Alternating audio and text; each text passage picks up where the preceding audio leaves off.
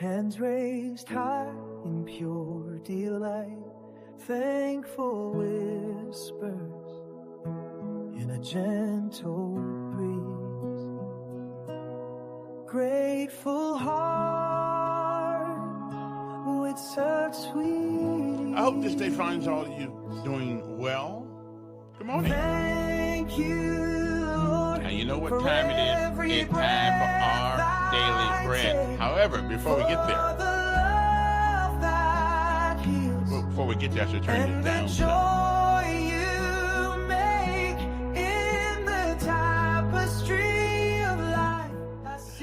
And my name is Kevin Elkins, and this is Decisions. Why do we call it that? Because everything we do requires us to make one. And even if we decide not to make one, well, we just made one. Good morning to you. As you rise and shine this morning, temperature outside in the capital city, believe it or not, it's already 78 degrees. Temperature high today of 92 degrees. Pretty much a little cooler than it was yesterday, but not much. For the rest of the day, partly cloudy, partly to mostly cloudy. Scattered showers here and there, thunderstorms developing. Around noon, high 92, and the wind's light and variable. Chance of rain today, 40% or 44%. On tonight, a little bit more of the same. Some clouds, a stray shower or two. Thunderstorm is possible, low around 73 degrees. Winds light and variable. Variable, that's the word we want to look for. Tomorrow, a 40% chance of rain, partly cloudy, early scattered thunderstorms developing late afternoon, around high of tomorrow, around 90, a little cooler, 91 degrees. Good morning to you. And that's your weather for the capital city as we start this day off with our daily bread. A word from on high, something that'll change our perspective or give us a new one. But either way, it's good for the soul. You never can get too much wisdom, can we? No, we cannot. So good morning to you. I'm Kevin Elkins again. This is Decisions 2.0. Because 1.0 left. So we'll be back uno momento after this word from on high, and talk about. And plus we got Rita Pearson today. Rita Pearson. Yeah, we got Rita. Dr. Joe. Rita Pearson is on tap for today.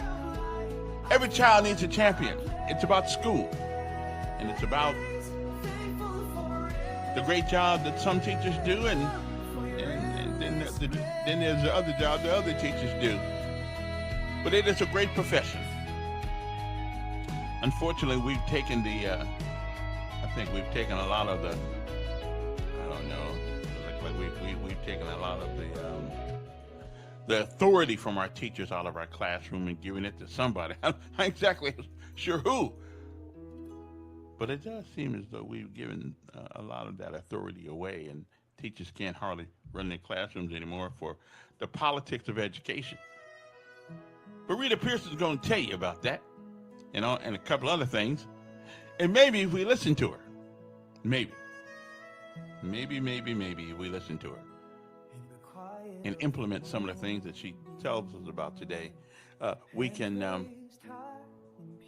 get our schools back into where they need to be. I'm thinking. What you think? Yeah, I'm with you. But anyway, we'll be back. Don't go anyplace.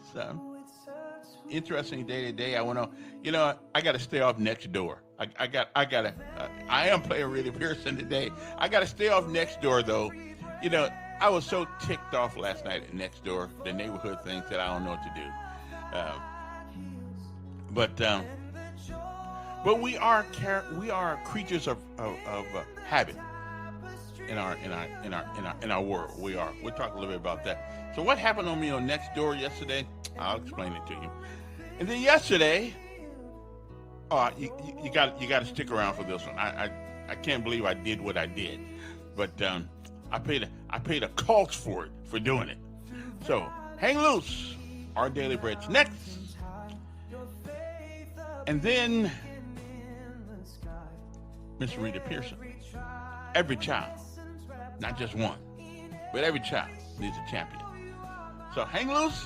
We'll be back. Good morning, Dr. Joe. The Elk Dog is in the house. I love that name. You gave me that name, Elk Dog. That kind of makes you look like you kind of tough. And I'm a wuss most of the time. Except yesterday, my son turned the phone over in my face. And then I was reminded, he's not my little boy. So I was headed to his house to smack him. And right when I got outside the gate, right outside I calmed down because I thought he could smack me back. So I turned around and left. Anyway, we'll be back right after this. Blessings upon you on this morning. It is a great day.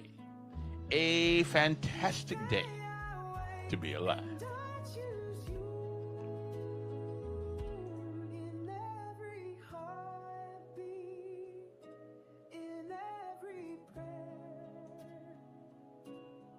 Thankful for life and the love we share.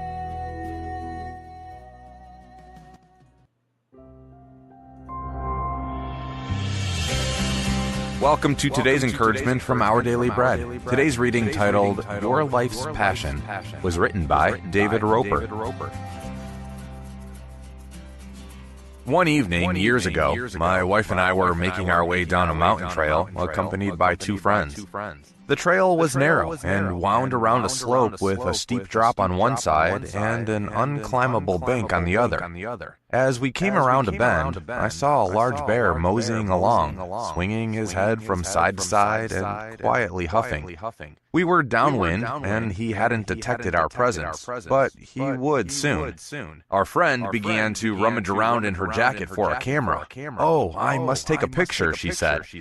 I, being less comfortable with our odds, said, "No, we must get out of here." So we backed up quietly until we were out of sight and ran. That's how we should feel about the dangerous passion to get rich. There's nothing wrong with money. It's just a medium of exchange. But those who desire to get rich fall into temptation and a trap and into many foolish and harmful desires that plunge them into ruin and destruction. Paul wrote in 1 Timothy 6:9, "Wealth is only a goad to get more." Instead, we should pursue righteousness, godliness, faith, love, endurance, and gentleness.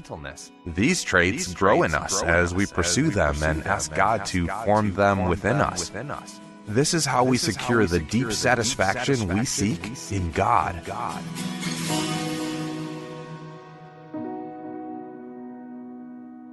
Today's Our Daily Bread devotional scripture reading is from 1 Timothy chapter 6, verses 6 through 12. But godliness with contentment is great gain, for we brought nothing into the world, and we can take nothing out of it. But if we have food and clothing, we will be content with that. Those who want to get rich fall into temptation and a trap, and into many foolish and harmful desires that plunge people into ruin and destruction. For the love of money is a root of all kinds of evil. Some people, eager for money, have wandered from the faith and pierced themselves with many griefs.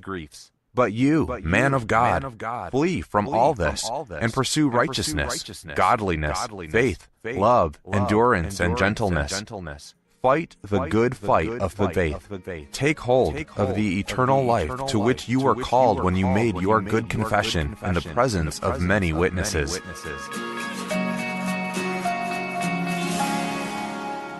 Let's pray. Heavenly Father, teach us to pursue righteousness and godliness over riches on earth that leave us feeling empty. May we be content with what you've given us and be good stewards of all that you've entrusted us with. In Jesus' name we pray. Amen. Today's encouragement was provided by Our Daily Bread Ministries.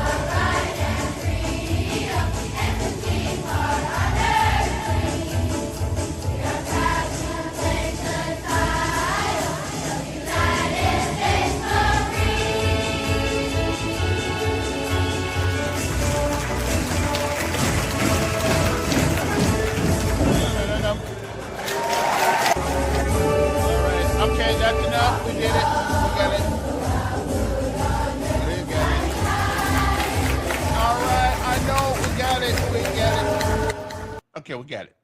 We got it. We love our armed forces. We love them. Yes, sir. Yes, sir. I mean, we especially love the paratroopers. Okay. I mean, everybody else is kind of like secondary, but we love our armed forces. Yeah, I heard about that, Mayan. I heard about that, and I had an opportunity to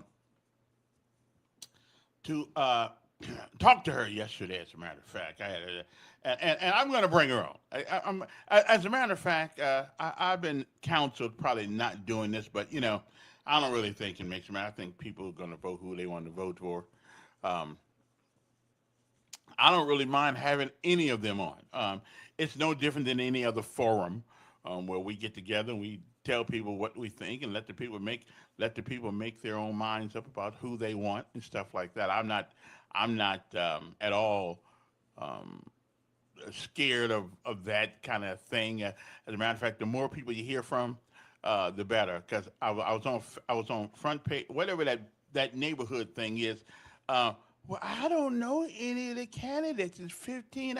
Hell, with 15 people running and you don't know of anybody, then my lord, you haven't tried. You haven't even tried to get to know anybody. I mean, there's 15 people running, 14, whatever. One of them should not be running because they don't really live in District 4. I mean District 3. But I'm not going to go there. I'm not. I'm going to see if anybody else can figure that out. But we're just going to leave that alone. Anyway, so if you're not interested, just say I'm not interested in the race. Don't say that you can't find anybody. Hell, is there any corner around here in District 3 you can't see a sign of somebody out there? And me, hell, I've been on the air for 30 years. If you don't know who I am, then you probably don't know who the hell the mayor is of the city. Actually, I'm the mayor of the airways, of course.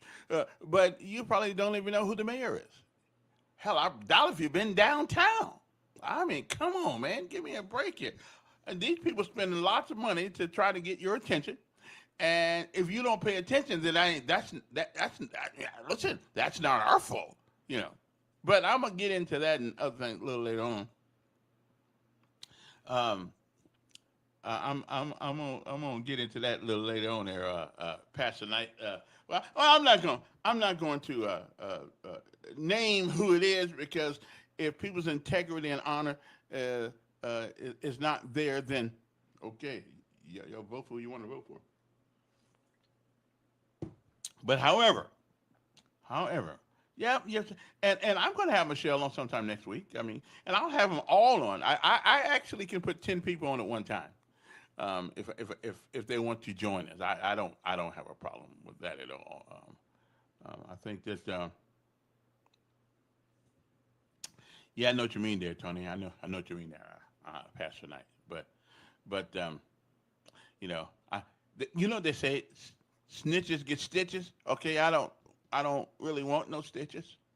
Okay, because yesterday I'm going down the street passing out my little flyer things. I'm walking right along, just having a great old time, and all of a sudden I come to I got to get to my thing here, Rita Pearson in a second. But I'm walking down the street.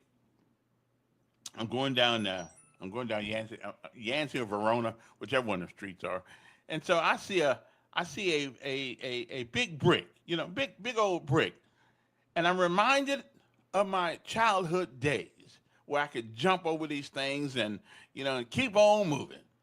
Well, I jumped. Oh yeah, I knew I was going. I thought I was a young paratrooper. I was just gonna do a PLF and hit the ground, and move, and get on back up and keep moving. It didn't exactly work out that way. I hit the ground and my arm scraped the pavement and I felt like I had been in a fight with somebody. Now I'm not a chicken. I'm not chicken. I'm a lot of things. You won't find a paratrooper that's a chicken. But am I a little wiser now than I was years ago? Yes. Yes, yes, yes, yes, yes. So anyway, let's get to Rita Pearson. I may have to stay on a little longer today because I don't work on Fridays, but I got a lot of things to talk about today. So let me get to Rita Pearson because it's important that we hear this at least once a year before school starts, and She seemed to be a wonderful lady that cared about her job and cared about the kids that she was given to teach, and I doubt if any of the kids that ever listened to her, does the chicken have lips? I doubt if any of the kids that ever listened to Rita Pearson lives were not changed. From my life has been changed. My perspective on public school has been um, changed listening to her. So no doubt. Also, we are going to have a we're going to have a conversation today at some time about black culture and about American culture. And there's a lady. I don't know. I don't know if she's a law student or a lawyer or not, but she made the case. She made the case of America being guilty of all the things that they say they're not. And I still love this country. I've been to some. Never been any place that I said I think I'm gonna stay here. I never been any place. Say I'm gonna stay right here. Korea, Europe, Central America. Never been to any place that I'm just gonna stay right there. Yeah, I ain't going home. No, haven't found a place that good yet. So America is a great country, but we are not a perfect one. And I think what we need to do sometimes is acknowledge that we're not perfect. And I think in some instances we are trying to work on some of our problems. But I'm going to let you hear what this lady had to say. Not right now. Right now, it's Rita Pearson. Every child needs a champion because they do. Because we do. They need somebody to look up to. Okay? So, we'll be right back after these messages. So y'all hang loose. Every child needs a champion. One of the greatest teachers, at least from our perspective, that ever lived and never taught anybody's child was her. Especially if she implemented the things that she said that she implemented. She'll make you think. And if you're a teacher, and again, we appreciate our teachers. We really do. We appreciate our teachers. Sometimes, though, I don't think teachers really appreciate us at times. But that's a whole different ball game. So we shall return after this. And again, I may have to stay here a little longer today because I got some stuff I want to say. And them people on next door just absolutely piss me off. But anyway, even my son made me mad yesterday. He hung the phone up on me, and so really, I'm headed over there. I am gonna whoop his butt. Okay, I'm just gonna go over there, yank him by the collar like I used to do, and smack him around. But right when I got outside the door, reality hit that he's not my little boy anymore. He's a grown man. And so so he don't even know I was there. So I just gonna walk. I'm gonna back out a little bit here and just, come back to the house. So there comes a time in your life with your kids, you realize that they're not your little kids anymore. They're grown men, they're grown ladies. They can do whatever they want to do, but don't ask me for no money. Anyway, we'll be back. All right, but he is stronger than me, and that was the only reason why I didn't smack him. Matter of fact, the only reason why I didn't even knock on the door because I didn't want to hurt his feelings. Okay, I was going to knock him out, but sometimes you gotta caution is the better part of valor. Anyway, good morning to you. I hope this day finds you well. Rita Pearson, every child needs a champion. We'll be back.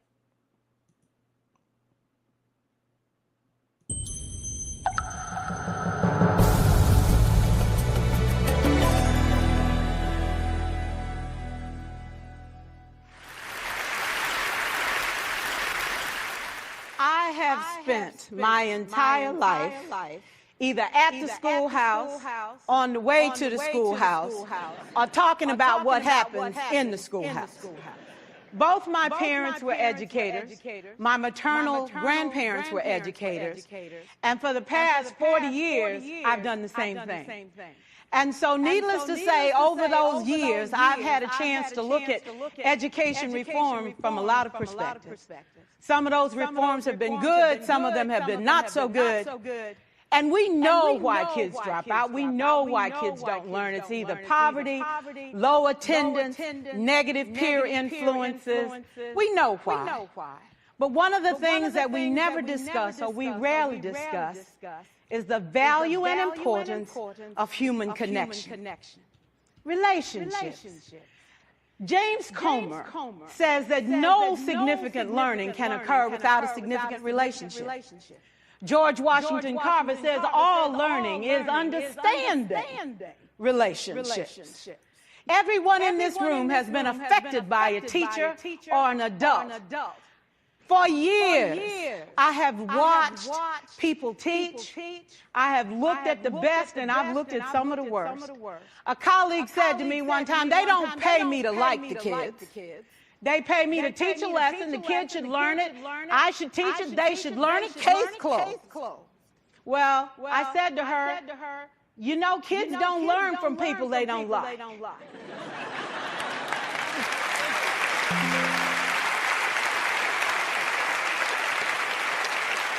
She said, that's just a bunch of hooey. And I said to her, well, your year is going to be long and arduous, dear. Needless to say, it was. Some people think that you can either have it in you to build a relationship or you don't. I think Stephen Covey had the right idea. He said you ought to just throw in a few simple things, like seeking first to understand as opposed to being understood. Simple things like apologizing. You ever thought about that? Tell a kid you're sorry during shock. I taught a lesson once on ratios. I'm not real good with math, but I was working on it. And I got back and looked at that teacher edition. I taught the whole lesson wrong. So I came back to class the next day and I said, look, guys, I need to apologize. I taught the whole lesson wrong. I'm so sorry. I said, that's okay, Miss Pearson. You were so excited. We just let you go.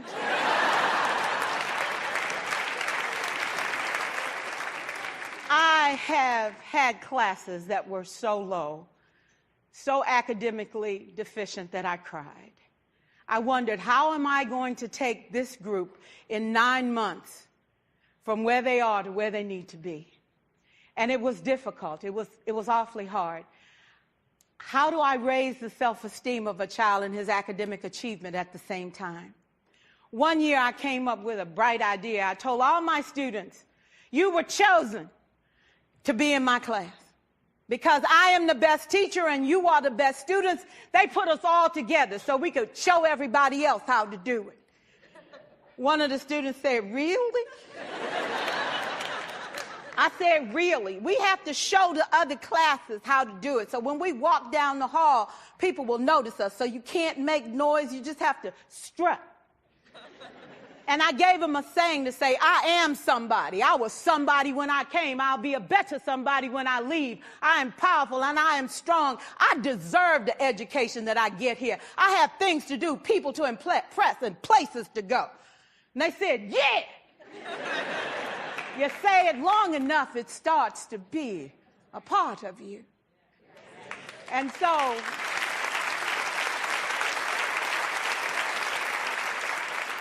I gave a quiz, 20 questions. Student missed 18. I put a +2 on this paper and a big smiley face. He said, Miss Pearson, is this an F? I said, yes. He said, then why'd you put a smiley face? I said, because you on the roll. You got 2 right, you didn't miss them all. I said, and when we review this, won't you do better? He said, yes, ma'am, I can do better. You see, -18 sucks all the life out of you. +2 said, I ain't all bad.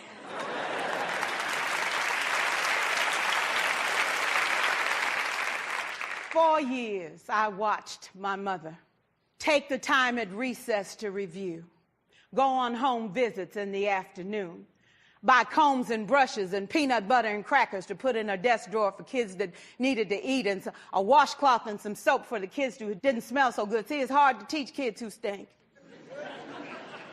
And kids can be cruel. And so she kept those things in her desk, and years later, after she retired, I watched some of those same kids come through and say to her, you know, Miss Walker, you made a difference in my life. You made it work for me. You made me feel like I was somebody when I knew at the bottom I wasn't. And I want you to just see what I've become. And when my mama died 2 years ago at 92, there were so many former students at her funeral.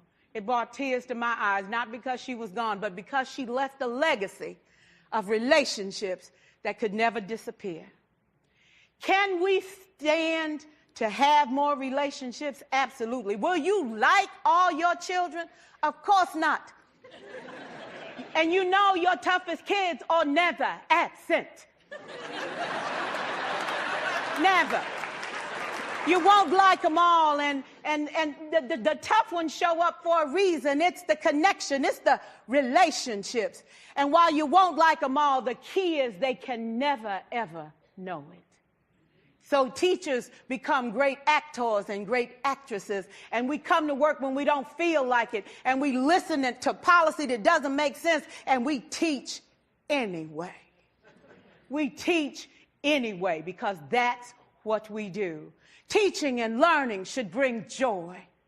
How powerful would our world be if we had kids who were not afraid to take risks, who were not afraid to think, and who had a champion? Every child deserves a champion, an adult who will never give up on them, who understands the power of connection and insists that they become the best that they can possibly be.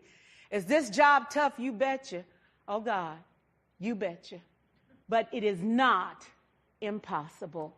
We can do this. We're educators. We're born to make a difference. Thank you so much.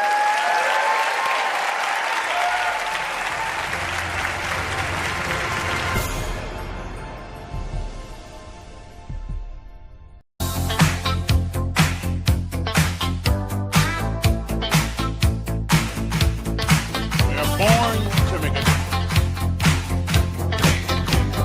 Oh, yeah. I bet you out there, I bet that all of you have an individual in your life that you have never forgotten. I have two. It's not, I don't mean your parents or your mother or anything like that.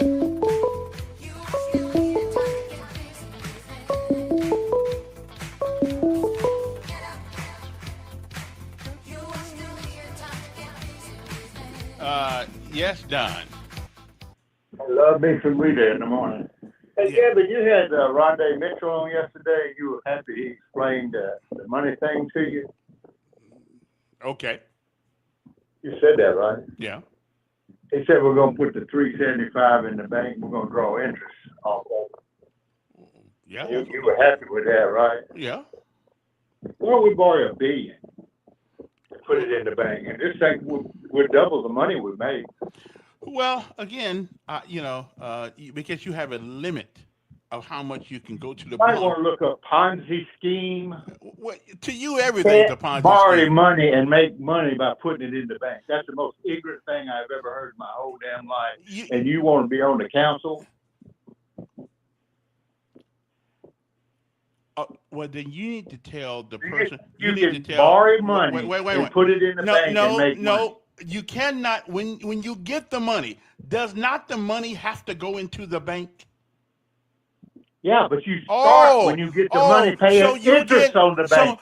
You have to pay interest on the money. The interest on the money is more than the bank will give you when you put it in the bank. And again, but it's not like a credit Are you card. damn dumb? Yes, I am. Why don't you borrow $1 billion then? Because you can't Why borrow not $1 billion. borrow $1 billion? If you can make money by putting it in the bank. You can't borrow $1 billion. They won't. The bond market won't let you do that. How much can we borrow? Let's borrow the max and put it in the bank because we're gonna make money off of it. Again, if the money Can comes, we do that? if you would shut up sometimes so somebody else can get a word in. I'm too damn intelligent to listen to what you're about to say. How about we decide what we're going to do with the money before we borrow it and not start running up the interest? And again, there's nothing unreasonable about that. But again, if you can get $15 million, the money's already borrowed. The money's already borrowed. If you get $15 million, it means you're paying $20 million on interest on the money. I don't believe that to be. I don't know where you really should talk you math because that's damn dumb. Yeah. Well, again, then you need to talk to the people down there who said that yesterday the money was going in the bank. Now, I've heard that a bunch of times. Now, unless everybody down on Capitol Hill's idiot works for the mayor, that's what I heard yesterday, and I believe it was alleged that. From the chief financial officer, wasn't it Betty Bevo or whatever her name is? Again, if you're gonna borrow the money, then you might as well make a little money off of it at the same time.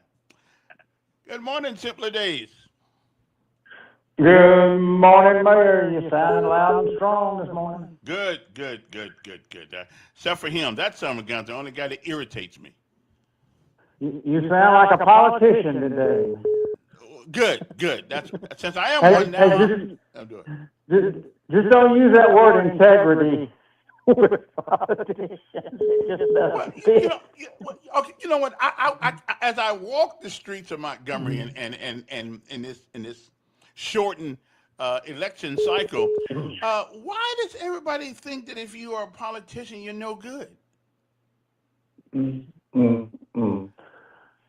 Well, it take more than the time allotted we got for me to explain that to you. Well, if you don't run, okay, if you think that most politicians are crooked, which some of them I think probably are, but then you run, be the change that you want, which is what I'm doing.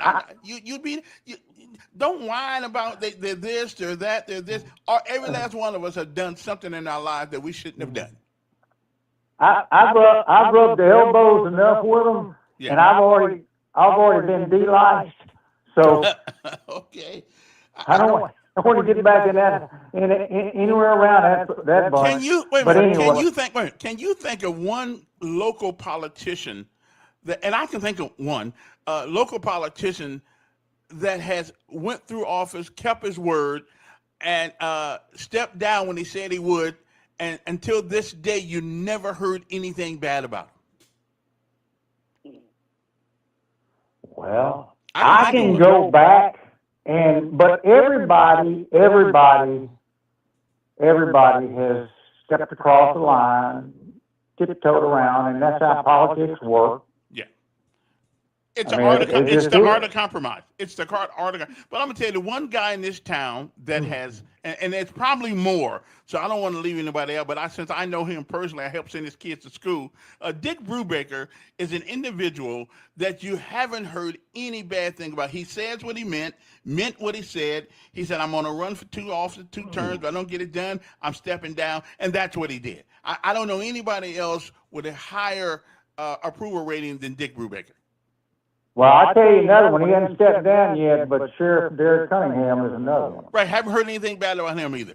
And so, I mean, we always act like everybody that gets in this business is bad. No, you can't blame us or them for people who've done rotten things. Stop telling politicians when they go to the bathroom it don't stink, and they won't get that attitude. But you keep. Well, just give us a straight answer. Yeah, just give us a straight answer, and quit trying to do the shell game. Put the T over here, and no, it's not under that one.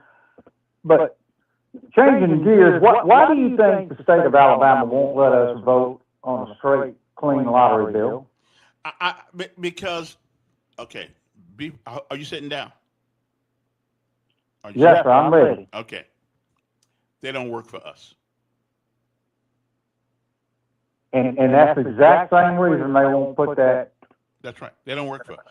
I don't know who they work for, but they don't work for the people that they say they represent. And it's as easy and simple, because if that were true, everybody in this state wants the lottery. 90% of the people want the lottery.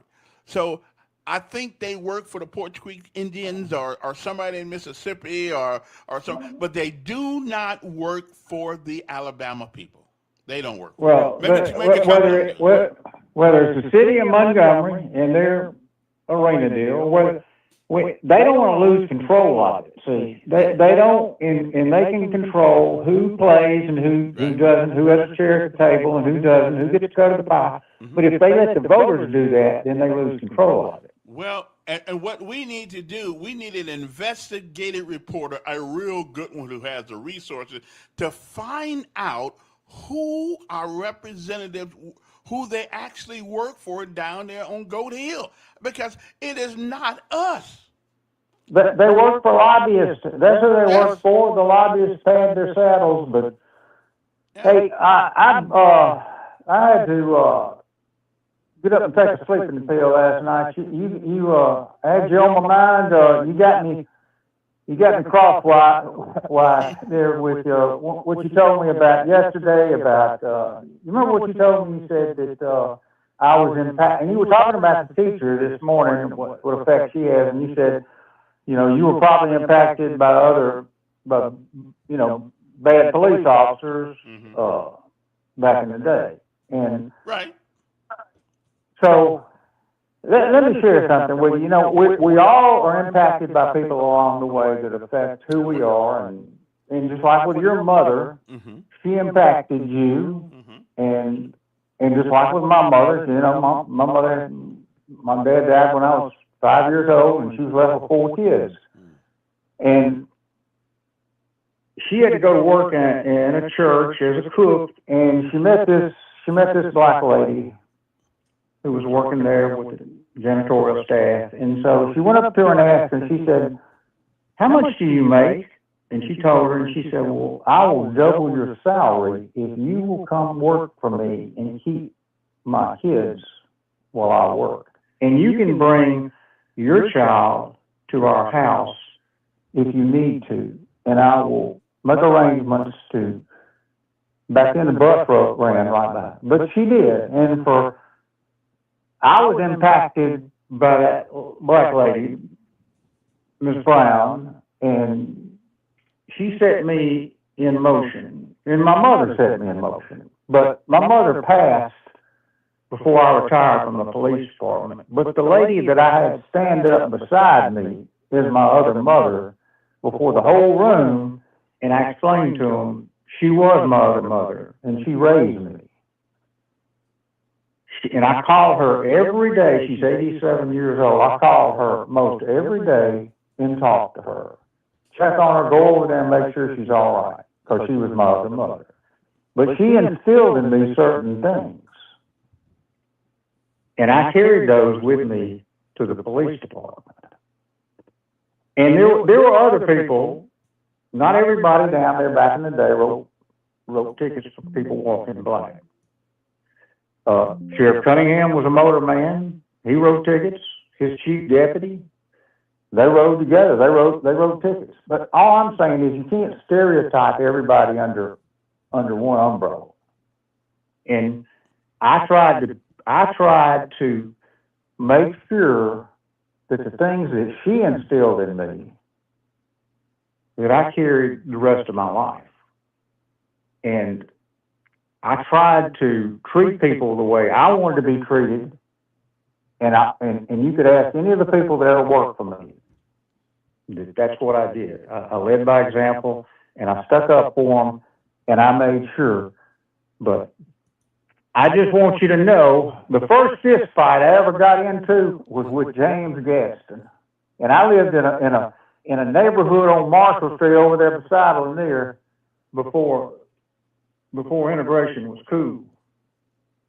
And James Gaston hit me so hard with a horse apple, I saw stars for a few days. Okay, that's a southern thing. What's a horse apple?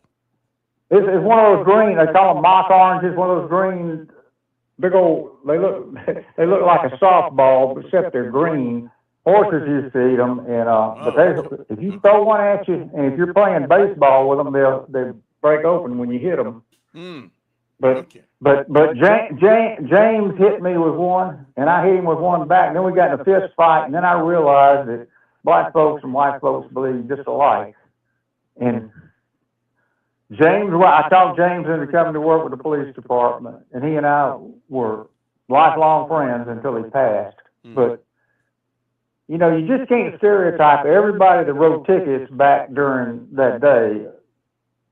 Some of those tickets were really good tickets. Some of them were DUI tickets. Mm-hmm. Some of them were tickets that people deserved and should have gotten more. But it just tickles me now that he's changed positions now, and now he's going to hold everybody accountable.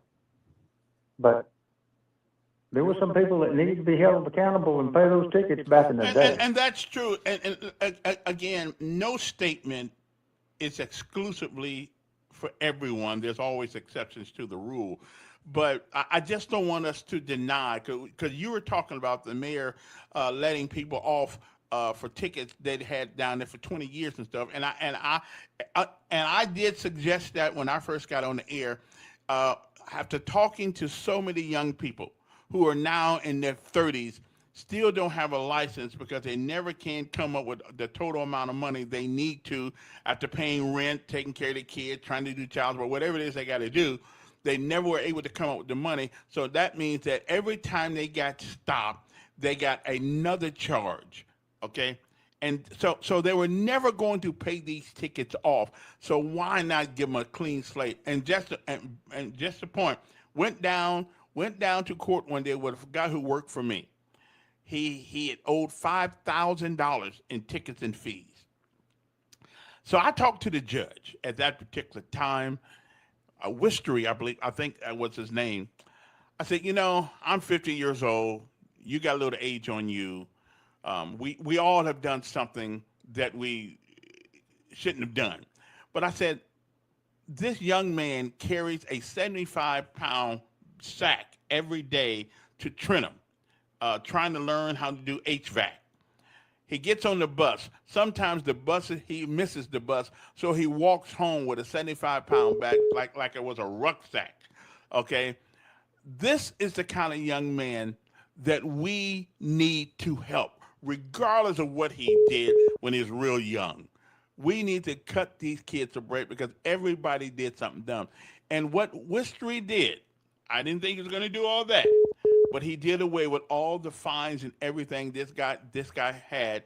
And now the state didn't give him a break. The state said, well, you need to pay that $200 and something to get your license restored, which is cool. And we helped him do that too. We did that. So I'm just saying there are some good people out here, even in politics. But we have to remember just because we get into a position, sometimes we're in those positions so we can help, as opposed to just sticking it to everybody. And I'm just saying, you know, we just gotta. Sometimes we gotta do a better job. Mm-hmm. So you think 20 years from now, for somebody that didn't pay their tickets today, 20 years from now, that we should cut them loose? I think that we're not the same person 20 years to the future as we were in the past. We can't be. Life won't allow us to be the same person. So you don't think there was never a person that just said, I'm not going to pay these tickets, I don't have to, and I'll duck and dodge as long as I can, and maybe it'll go away? Well, I know when you have to decide the light bill, gas, take care of the kids, or pay a ticket, the ticket's going to lose every time. Or gamble, or right. You shouldn't gamble. Go buy drugs, go buy alcohol, and you're not going to have money to pay tickets. I agree with you. Have a good day. Wait. Or take care of your kids. Or take care of your kids. And there's a consequence for all of them. Exactly. Yeah, there's a consequence. Can't pay, you can't say. But 20 years is a long time to, you know, if you rob a bank, you know, there's a 7-year, statute of limitations We can't get off from under a ticket. And I got caught in that's junk too. I got to Alabama in 91. I had left Fort Bragg years ago, right? I had forgot I'd even been there. Guess what? They suspended my license one day. And I said, well, why you suspend my license? I never got a ticket in Alabama. Well, because in 1992, the president, Bill Clinton, signed a compact with every state to honor another state's hold on your driver's license. So I had to go down there. So almost 20 years went by, and so now they're gonna stick it to me. Now how come I can rob a bank and get out from under it in 7 years, but I can't get off from under a ticket? Well, driving that dually in the Army was different. No, this was just my civilian car. But I'm just saying, if we can get out from under a bank charge, we ought to be able to let a ticket ought not be the demise of our futures. Well, I saw on many occasions a judge dismiss tickets. Right. I saw Judge Knight. Judge Knight. Remember Judge Knight? Is that John Knight's daughter? That was his ex-wife. Okay. I didn't know that. Female. Yeah, and she would give them every way in the world to pay a ticket. She would let people out of jail on the weekends to go work or go work their job and then come back in on the weekends. She would do anything and everything to help them, and they still wouldn't pay the tickets. Well, and she asked me one day. She said, "What do you think? What do you think would be a better way of trying to get them to pay the tickets?" And I said, "Judge Knight." I said, "You know what? You're the judge." Well, one thing about it, you can't pay a ticket if you don't have a job, and if you're in jail waiting for the ticket to pay the ticket, it's never going to be paid. No, and you can't pay your ticket, just like you can't pay your light bill, you can't pay anything else if you're spending your money on junk. Totally agree. But in the hierarchy of what's important, most of the time I'm going to take the rent, the mortgage, groceries, buy shoes for the kids, for the ticket. Now I'm going to pay for, if I'm still driving down the road and I act stupid and the police pull me over, I'm going to pay for it one way or the other. I know. Well, Mayor, if I would have pulled you over, I would have let you go, because I said, you got too many excuses. You got too many lines. I got to let you go. Well, I'm glad we never had the opportunity to meet, to have that exchange. I tried to pay most of my tickets I got. I've only got about 5 in 30 years, so I'm doing pretty good, I think. You're doing pretty good, man. Have a good day. Okay, appreciate it. All righty then. The world is an interesting place. If you want to give us a call, 521-2963. Now, getting back to some other things that I want to talk about. There's a lady, and I want you guys to listen to this. There's a lady who called herself Putting America on Trial. And she did a video that was absolutely interesting. Let me see if I can talk to this person right here. Good morning, First Sergeant. Good morning, Councilman Elkins. Yes, good morning to you. I'm still practicing. I understand. Councilman. Yeah. Councilman. Yes. Is it a fair statement that since you've been in District 3, have you been in District 3 the whole time you lived here, since 1990? Actually, I have, but it wasn't called District 3 then. It was called District 2. But it's the same part of town. Right, same part of town, right. So you've lived in that area since 1990, since you got here. Since 1991. So. But now that you're running for councilman, you're actually walking that district and seeing parts of that area that you haven't seen in 30 years. Is that a fair statement? That's a fair statement. I didn't even know some of these places existed. But you've been in that part of the city for 30 years. So now that you're walking the ground because you're running for councilman, things are being exposed to you that haven't been exposed prior. That is true. That is true. So if I can extrapolate that, you think there's people that are in Montgomery that have been there their whole lives and haven't seen parts of Montgomery? Oh, absolutely. Absolutely. Yeah, absolutely. We've got people in this city, and I would imagine in every city, that's never even been outside their neighborhoods in 10 years. Okay. And I wanted to preface my call with that foundation because I ride this city weekly because I'm insuring all parts of the city. And if you would listen to a certain segment of your audience, you would think that Montgomery is going to hell in a handbasket. True. That's true, and it isn't. I ride this. I've ridden this city for years too. Every place from Greystone out there in the exclusive neighborhood of Monticello to Wind Lakes, Third Bridge, and places that other people don't know. So let me cut across the field. Mm-hmm. If you have ridden down Atlanta Highway recently, there's two large neighborhoods going in. As fast as they can build the houses, they're selling. Go down Atlanta Highway, past Publix.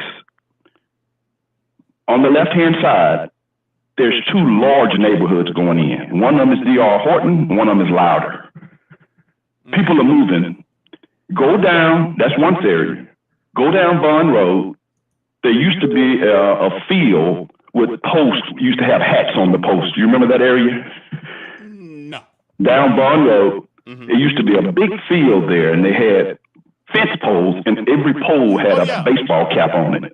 Well, I didn't see that. I know there were some cows when I first got here. They were riding around someplace. They're building homes there, Kevin. As fast as they can build those houses, they're selling.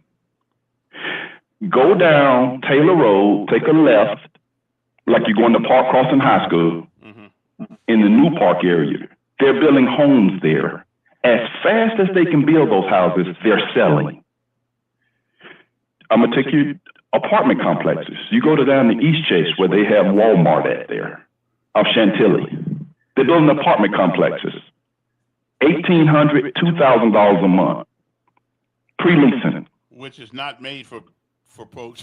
But my point is, they wouldn't build it if there were not residents to occupy. Right. You go by AUM, take a right past the CVS store there. Right. They're building a huge apartment complex there. Oh, that's what's being built there. Okay. Kevin, they're building houses in this community. They're building apartment complexes in this community. But there are people that constantly get on here and says, everybody is leaving Montgomery. Well, who's buying these houses? Yeah, I don't believe everybody's leaving Montgomery, but I do believe that the word I don't know exactly what the word means anymore about affordable housing. I don't exactly know what that means because the guy on Social Security, now that I happen to be one of them Social Security recipients, I don't know where they expect people like that to live because they can't pay. But I just told you, as fast as they build these homes, somebody is buying them. You aren't out buying them because you in the sunset. You in the fourth quarter, as Coach told Bills. You in the fourth quarter of your life. Yeah, absolutely. Yeah, so I think. But your son, Zarel, is in the first quarter of his. Yeah, well, that's true. Yeah, that's true. And let me give you a piece of advice that I was given. Yeah. Your role has changed with that young man. You're no longer his provider. You are his advisor. Yeah. So when you change roles from provider to advisor, they can take your advice or they don't have to. Yeah, they don't have to. And I found that out yesterday, right when I pulled up to the door to smack him for hanging the phone up on me. Then I remember. Wait a minute. Yeah, that's your role has changed. So you're no longer his provider. Yeah, that's true. You are his advisor, and he can choose to accept your advice or not. Move on. That's right. But I just want to tell you, sir, there are a lot of great things going on in this city. Yeah. But just like you lived over there in your neighborhood for 30 years, and you didn't recognize things in your own neighborhood, but since you're putting boots on the ground and you're walking, your eyes are being exposed. That is a great point to make because if you don't play baseball, you don't know what's on the field.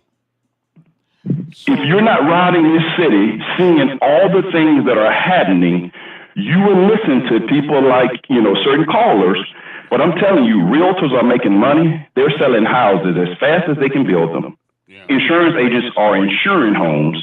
These builders, all these trades, carpenters, electricians, plumbers, painters, roofers, there's growth going on in this community. But if you put your head in the sand and just only see the wrecks, you don't see all the cars that are going by that are not involved in accidents. Thanks for taking the call, my friend. All right, appreciate it. And I think the caller made a outstanding point. We only know what we know. We are only familiar with the places that we go. We don't know, because I have to tell you, I'm looking at District 3 with an appreciation that I have never really had for it. And I got to tell you, it's a humbling kind of thing. Yes. Yo. It's a good thing that you did change your mind about yesterday about with Z. Yeah, I know. Because he was going to tattoo your ass. Yeah, I know he would have. So so it's a good thing you thought twice. Yeah, wasn't no sense wasn't no sense in experimenting with that situation. So, yeah, because he was going to give you one of the rock bottom and the Hogan leg drop. Yeah, I think you would have. So we're gonna leave that alone. And then people would have been riding by trying to pick you up off the ground. Yeah, I went and bought some Crystal burgers and called it a day. You eat that nasty Crystal? I love them Crystal burgers, brother. Burgers. Man, that's the nastiest stuff in the world. They got the best French fries of anybody in town. Okay, I'm just telling you, Crystal got the best French fries of anybody in town. Used to be McDonald's, but McDonald's, they're too skinny and ain't got no skin on them. I love them fries with the skin on them. You know what I mean? Mm-hmm. And McDonald's got all the fries with the salt on them. Yeah, they and skinny. Yeah, but yeah, I'm glad you. Yeah, but I'm glad I didn't have to call you from the hospital today.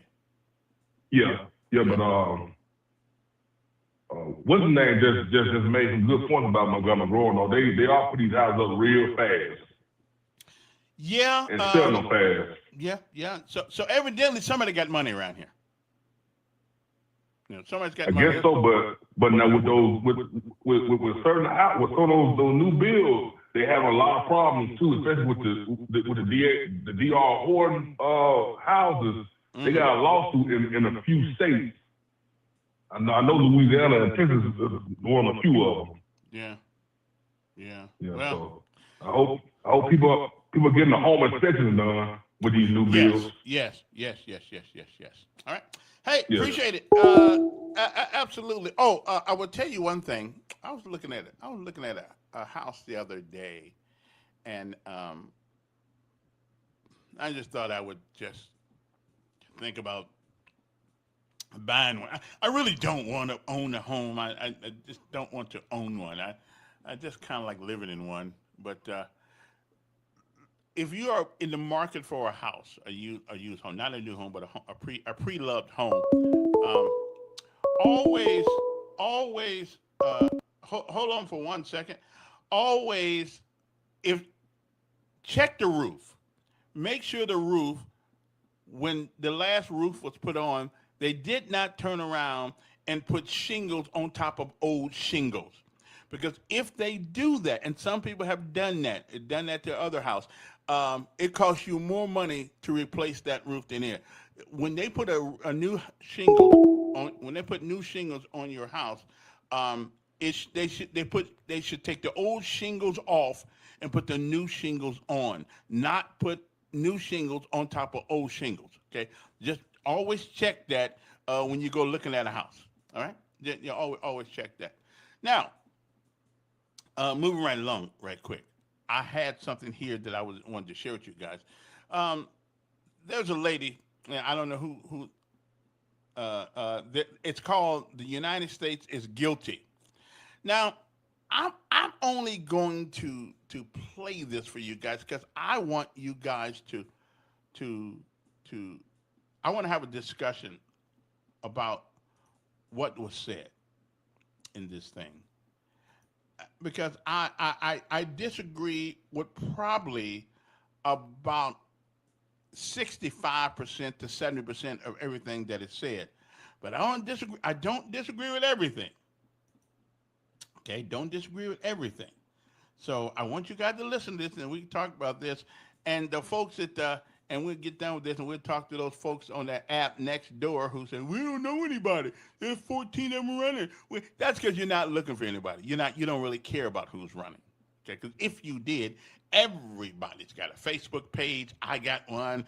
I have a podcast. I mean, I'm more accessible than any other politician has ever been. Okay, so don't tell me come on, give me a break. All right, just give me a break.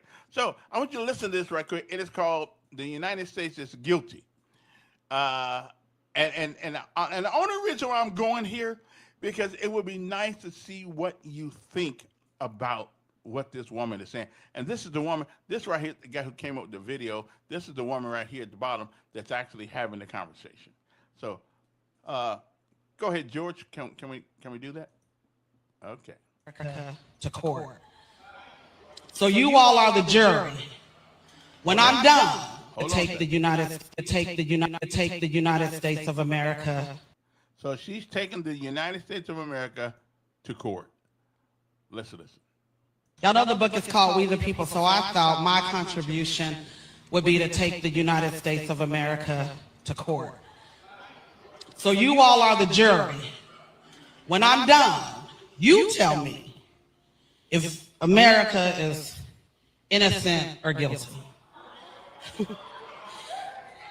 In the court of public opinion, we the people plaintiffs versus the United States of America defendant. Case number 74-1776. Statement of fact. We the people assert that we live in the United States of America, which was established in 1776. To form a more perfect union, establish justice, ensure domestic tranquility, provide for the common defense, promote the general welfare, and secure the blessings of liberty to ourselves and our posterity. We assert that we were promised life, liberty, and the pursuit of happiness and justice for all. The plaintiff further assert that said promises were distributed unequally, if at all. Evidence will show that the United States of America systematically worked to undermine the promises on which it claims to stand. Count 1, breach of promise. The founding fathers of the United States wrote, we hold these truths to be self-evident that all men are created equal. Plaintiffs assert that the United States remains in breach of this promise by enslaving millions of black people, by declaring black people to be 3/5 of a human being, and by systematically denying black people access to liberty, citizenship, safety, education, and equal protection under the law. Count 2, theft of property. Plaintiffs assert that the United States participated in the theft of land from indigenous people through forced removal, broken treaties, violence, and displacement from the ancestral homelands. Furthermore, the United States never fulfilled the promise of our 40 acres and a mule. Count 3. Theft of labor. The United States has long proclaimed itself to be the land of opportunity, promising that through hard work, determination, and pulling yourself up by your bootstraps, anyone can rise. Plaintiff asserts that the United States built much of its wealth through the theft of black labor by enslaving millions of black people, forcing us to cultivate the land, harvest the crops, construct the buildings, care for the children of enslavers, and generate enormous economic wealth without compensation, freedom, recognition of our humanity, and currently has no direct plan for reparations. Count 4, medical malpractice. Plaintiff asserts that the United States has repeatedly used the bodies of men, women, and children for medical experimentation, exploitation, and abuse without consent. plaintiff submits into evidence the experimentation performed by Dr. Sims on enslaved black women, including Anarcha, Betsy, and Lucy. Plaintiff submits the forced sterilization of indigenous black and Latina women, the Tuskegee syphilis experiment, in which black men were knowingly denied treatment by the United States government, and the failure to inform, receive consent from, and compensate Henrietta Lacks, a black woman whose cells were stolen and cultured by George Gay, who used her cells to create the HeLa line, an immortalized cell line that led to invaluable medical research and monetary gain. Count 5, unlawful detainment. Plaintiff asserts that the United States unlawfully detained millions of black people during enslavement. Also, while the United States of America publicly... Now, don't you guys turn away.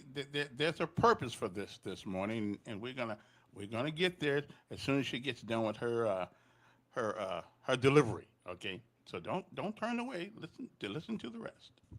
He celebrates emancipation and simultaneously preserves the constitutional pathway for the continuation of enslavement. Plaintiff submits into evidence the 13th Amendment of the Constitution, which states neither slavery nor involuntary servitude except as punishment for a crime whereof the party should have been duly convicted shall exist within the United States. Plaintiff further asserts that the exception clause contained within the 13th Amendment enables the United States to perpetuate the system of forced labor and mass incarceration, resulting in the imprisonment of approximately 2 million people. Count 6, erasure of history. Plaintiff asserts that the United States has repeatedly attempted to conceal and minimize its crimes against humanity through the whitewashing, distortion, and erasure of history.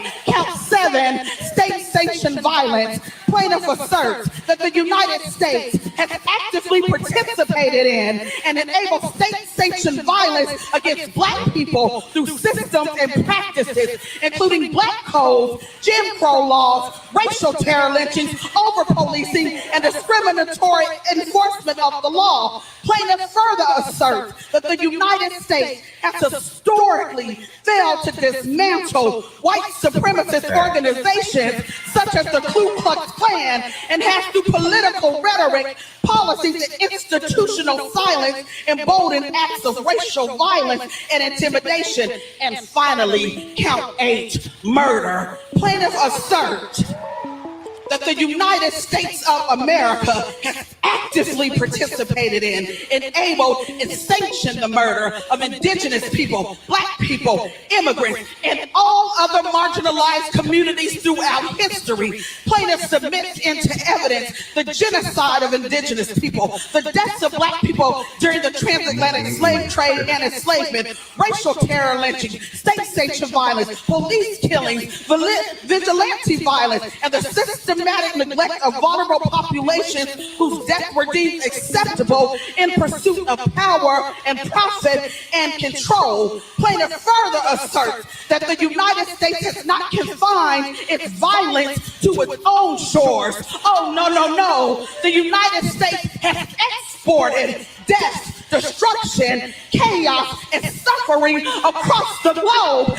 Ask our brothers and sisters in Palestine. Ask our brothers and sisters in the Congo. This has all been done for the pursuit of power and profit. So on behalf of we the people, plaintiff asked this court to find the United States guilty of crimes against humanity, and I rest my case.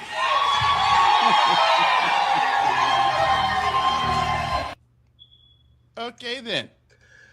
Listen here. What say you? Again, I think some of that was hyperbole, but there was some truth. There was some truth sprinkled amongst what she said. So you can't totally disregard everything the woman said.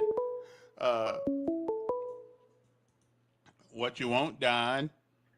She ought to go ahead and file a lawsuit, don't you think? Well, that's what she's doing. And you know what the resolution would be? We give we give the country back to the Indians. White people go to Europe, and y'all go back to Africa. That would be the resolution, wouldn't it? Again, did you find any truth in what she said? No, it's all stupid. Okay. It's really stupid. Okay. Well, that's because you never. Wait. That's because you never. Wait a minute. You've never been black. Wait. No. We got that. You've never been black in America, so you say it sounds stupid. You've never been white either. So what? I didn't. Wait a minute. I ain't enslaved anybody. You ain't white. You ain't had to put up with black stuff. You ain't had to get up. You ain't had to. And the question is, black fatigue with crap like this all the time. And I don't normally play this kind of stuff, but she did make a point. You ain't white. You don't have to get blamed every time a black person gets murdered.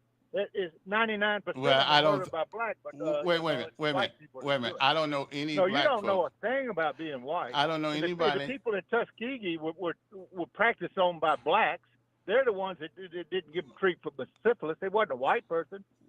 What makes you think that folks in Texas? Let's move on to Willie. Can I do that? Because that's stupid. No, I'm talking about this right now. But come back another time. We'll talk about that. Again, I don't know where you got that from.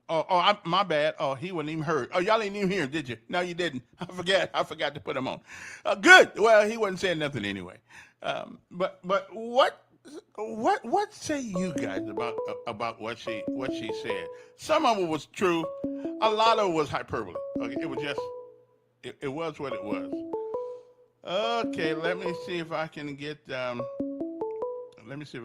guy, get this phone line back here right quick. Just wait a minute. Okay. Okay. Well, call me back, whatever the case may be. But is anything she said right or wrong? Most of the things she said had merit, actually. You know. Yes. Yeah. See? I missed Curmudgeon response, but yeah. I know all he had to say was a black man killed my granddad. Yeah, he ain't proved none of that yet. But he wants you to prove that you jumped out of a parachute or did the parachute thing. Yeah. Huh? That's but he ain't gave no evidence on because to me, like I said, I like the Trump getting his ear shot off. I ain't seen no burn up ear, but I ain't seen no evidence that could make me believe that a black man in the 40s had a damn gun. You know? Yeah. But let me get on to the subject matter at hand. This lady that you had playing, what part did she lie about, Cam? I said hyperbole, not necessarily. What part was the hyperbole part? A lot of it was. I mean, no, give me something that stood out. You mentioned that some of it was. I do not believe. First of all, you know the one question she did all that talking, but do you know the one person that she never blamed for any of this? Who? Well, think about it. Who did she not blame? She blamed the people. Trump. What Trump got to do with it? She didn't blame. You said who she did not blame. She did not blame. She called Trump, man. Who conspired to send people, black people, from the United States to the United States, or that whole slavery thing? Who conspired with those people to get it done? You're speaking about the African folks. You're damn right I'm speaking about them. No. They don't get, see, we give them a pass. Well, they didn't know. All right, they're part of it too, so what else? What else you got? Okay, what else you got? What else you got? Wait. They were the biggest part of it. How they had the unmitigated gall to tell the people who came over there which. Okay, Cam, we heard all that before. But at the end of the day, let's move forward, Cam. Let's move forward then. Okay. Let's come to this America, this Christian nation. Let's come to this Christian nation. Hold up, Cam. You want to switch it up to the black folks? No, I don't. Let me go. Let me make my point and let you do the other call. Let me talk. Can I talk? No. Can I get my time in? I'm gonna let you get your time in. But do you realize that if we didn't call ourselves Christians, nobody would have owed black folks anything. So it is because of that Christian religion that people found in their conscience to try to do the right thing, even though they didn't always do it and we ain't always did it either. But take away Christianity, brother, and to the victor go the spoils. Okay, can I go now? Now go right ahead. None interrupted now. I don't know about that. Okay. And you ain't got all day to do this either, so just all right, 3 minutes. Be quiet. Let me do me. Okay. All right. That lady, she read off all this stuff, okay? I'm gonna relate to some. I'm gonna compare some of this stuff with she said is in the Bible, okay? Right? When you agree, half stuff she spoke about is recorded in the Bible, telling us how to live. The Bible is basically telling people how to live, right? Okay. You can ask a question along the way, sir. Right? Okay. Okay. So when we go, when whoever sent these people here, like the Epstein people who did this to these girls, that nobody came forward and said I was guilty or whatever yet. But this is a Christian nation, okay? No, we're not. They teach you when you come here. We are not a Christian nation. We were told. Well, what you told and what you are not saying. See, Cal, if you want to argue me, let me make my point. You can argue. Well, get the facts straight. We are not a theocracy. You trying to. Well, get the facts right. We are check not. Me along the way. You don't check the mud and the rest of them. When we are not a theocracy. But Cal, let me finish here. Okay, this is supposed to be. I hear all the time that this is a Christian nation. I heard from the president and all the other folks. Well, they may be lying about it, but they said it. Okay, the vice president, all of them say this is a Christian nation. We found on our founders, it found us as a Christian nation. Okay, so with that said, let me move on. With that said, the Klans and all of them, when they beat the hell out of these black folks and burnt the houses down, they saying God. They're reading the Bible and did it in the church and dragging people out of the churches and doing all this evil stuff to people in the name of Christianity. Would you call them Christians? They did it in the name of Christianity, Kevin. Would you call them Christians? Would you call them Christians? Would I call them Christians? I call them hypocrites like I call them hypocrites. Exactly. So Jessica, but what I'm saying now, Kevin, my point is to you, sir, that the European American came over here and said that this can be our religion, Christianity. All other religions not going to be recognized under us. Why do we get the Africans to pass? But what I'm saying now, after these people got here, they are Americans, okay? We supposed to be treated as Americans. No, they weren't. As say in the Bible, and as say in our Constitution and all this stuff she just read off, dude. Some of this is in the Bible now. We were not Americans when we first got here. Treat your brother man well. That's in the Bible. Treat your people like you want to be treated. I gotta go. You just rambling on. I gotta go. Okay. First of all, we're not a theocracy. We're not a Christian nation. We have people that call themselves Christians. Okay, the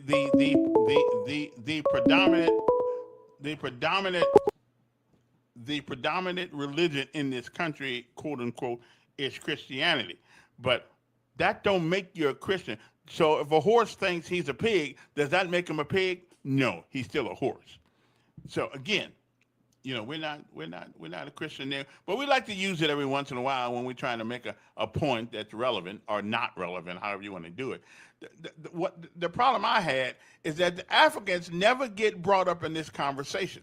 The people who put a group of people, help put them on a boat and send them over here because they thought that our forefathers were not worthy, I guess, of being respected as human beings. So the black folks over there did the same thing that the white folks did. The white folks came to get them. The Africans gave them to them. So we always let them off the hook. As a matter of fact, hell, in Africa right now, they're still killing one another, kind of like we're doing over here. So again, a lot of things she said were okay. But I will tell you this much: had it not been for that belief system of Christianity, a lot of things in this country would be a whole lot differently, and I would dare to say that it wouldn't be as good as it is. Okay, so thank God we got people here. Okay.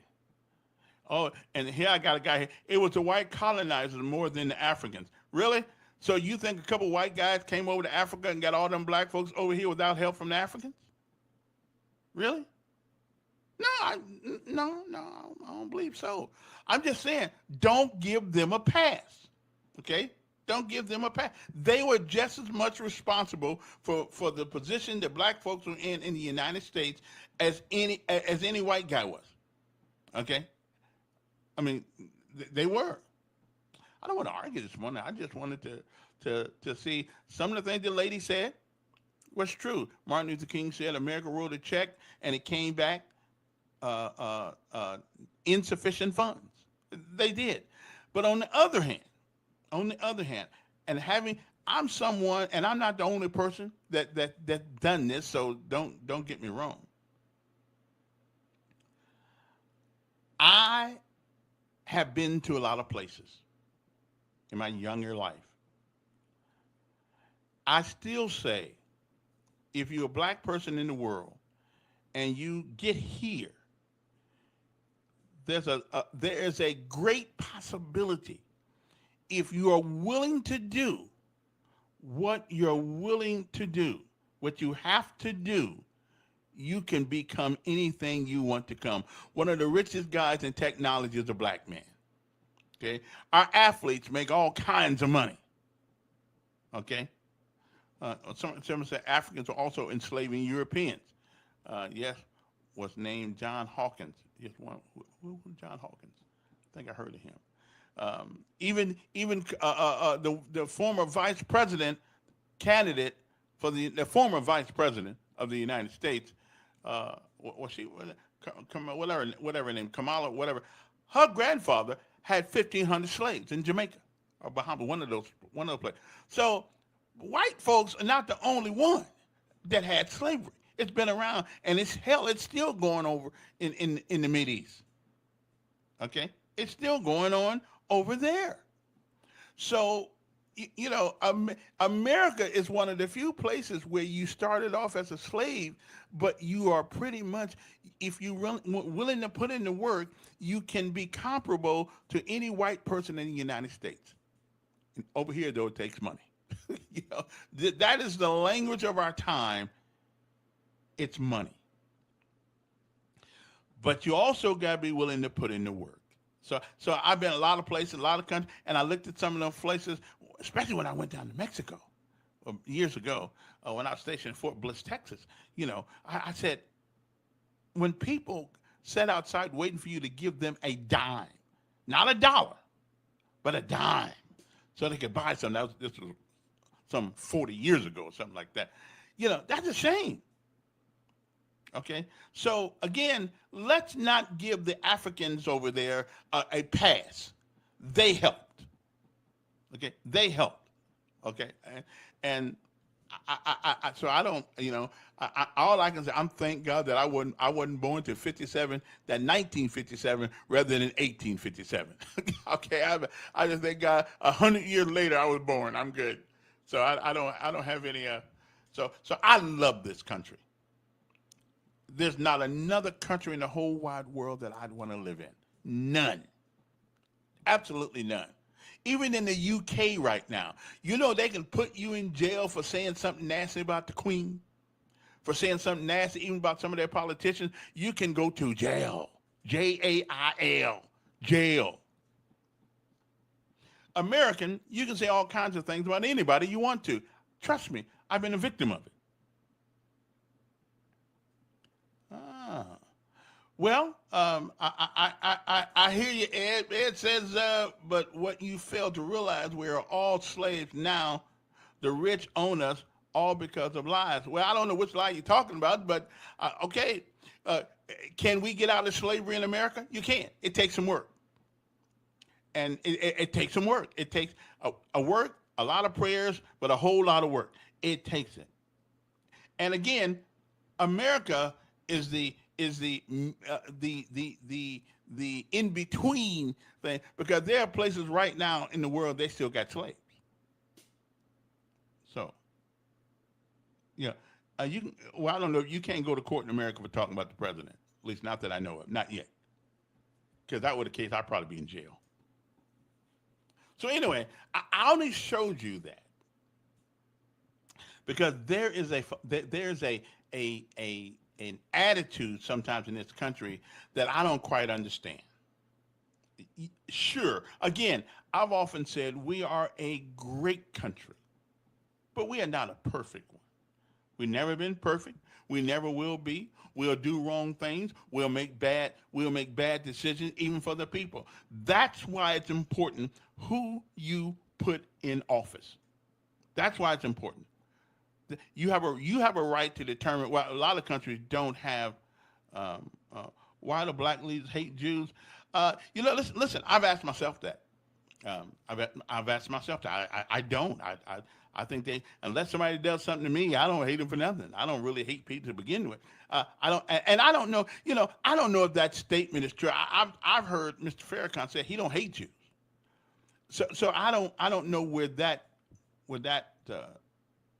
statement came from. I know a lot of black folks, and I know a lot of people that are Jewish people, and they don't hate them. They don't hate anybody. So I don't know. I don't know where that came from. Why do white leaders hate blacks? Okay, again, I don't know any white leaders, me personally, that hate black folks. Okay, I don't know, and maybe I'm always somewhere in the middle. I'm always somewhere in the middle. There's a little right and a little wrong on all of these statements. Okay, it's like the Democratic Party and the Republican Party. Two different sides of the same coin.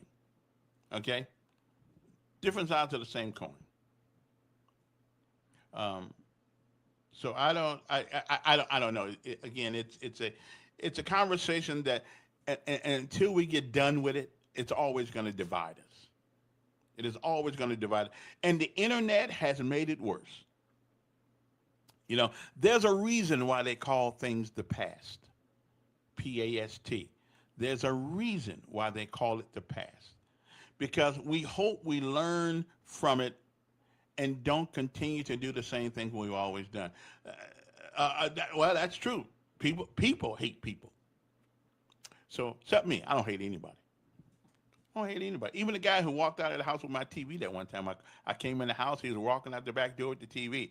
And, good for him. I mean, it was a heavy TV. It was for these nice little TVs and not heavy. I mean, you had to be kind of strong to steal a TV back in the day. Where do you take a TV anyway?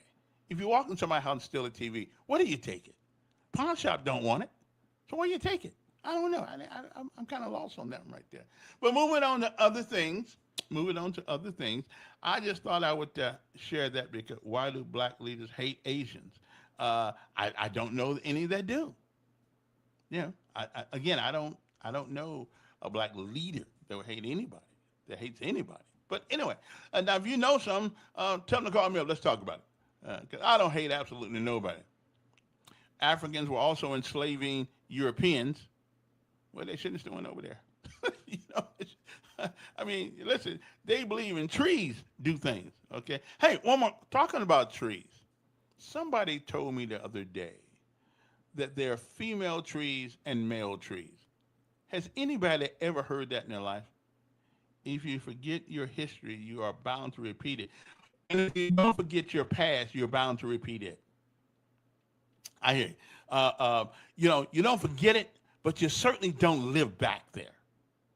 Okay, you don't. And what's happening now that will make you think that we are still tethered to the past? We tether our own. What we've done, we've taken a belt, put it around our waist, and attached the other side to the past. So no matter what happens, and that's white and black people, no matter what happens, we can always go back there. Because they can show you that on the other end of that belt is the past. We can always go back there and blame it for everything that you didn't do. We can always blame the past for you not being successful. And the truth of the matter is, most of the time that you're in a bad situation, look in the mirror. Look in the mirror. That's the person who is 100% responsible most of the time for where you are. Like me, working for Cumulus for 24 years, never put any money in the 401k, or 501k, whatever that thing is called, because my stupid self thought it was only for managers, because I was only working part-time. So for 24 years, I worked there, and I could, I could, if I wanted to, I could make a case for suing them. Why didn't y'all tell me what that was? Because I was ignorant. I just didn't know. I just didn't, because the only time I'd seen 501ks or 401k, whatever, only time I ever seen those given out were the full-time people who got a full-time job and who got that as a benefit. So I didn't know it was for and I was a part-timer at Cumulus all those years. So I can't, I can't blame anybody. And that's, it makes you more angry when you're the blame than when it's somebody else. At least if somebody else is to blame, you can sort of blame them. But when you blame everybody else for the things that you're to blame for, then you're not being intellectually honest. Okay, intellectually honest. And another good point to date that has been made by my good friend, the first sergeant. Again, I knew nothing. I had never been. Yeah, there's an election on August 11th too. I had never been on, what's the name of that hill? King Hill. Never been up there. As far as I'm concerned, it was an island all by itself. Never been up there. Because I didn't have any reason to go. Never been to Ferguson. Never been to Newtown. I just didn't have any reason to go. But once you get out and you look around and you become now I've seen things that I won't forget now. Okay, since I went on this journey, I've seen things that I can't forget now. I've seen people living in ways that I thought didn't exist since the 1930s. People didn't live that way. I just there are things going on in this city, and I would imagine in Mobile, I would imagine in Birmingham, probably in the rural area, I would imagine there are lots of people who still live almost like a squatter's life. We pay too much money. We pay too much taxes for anybody to have to live that way. But there are people who live that way. And all we can do right now, do our best to make them comfortable or help them out. One of the things I would love to have as a city council person, I would love to have a department that looks out after older citizens. We got the OVP. How about the OAP? The old age. How about the OA the old age department to look out after our senior citizens? Okay, with that, I would rather spend money on that than the OVP, because the OVP ain't stopping crime. Although, listen, I'm gonna give Rotyrus her props. I do believe she's trying to do some stuff, but these folks around here, they're not gonna change their ways. They're not gonna change their ways until something desperately happens to them. End up shot, end up in jail, whatever the case may be. They're not gonna change their ways. But old folks who paved the path for us, we need an OAP, an old age department to look out after they do. Make sure they got food. Make sure you work with the what you call those places that give away food. They got them in mind. I forgot exactly what it was called, but they give. If you need food, you can go to them and get food. Churches go to them, places like that. Work with the churches. See who's getting food from the food pantry and all that kind of stuff. See who's getting. I would listen. That's the best $250,000 that we can spend. More government program. That's always a solution.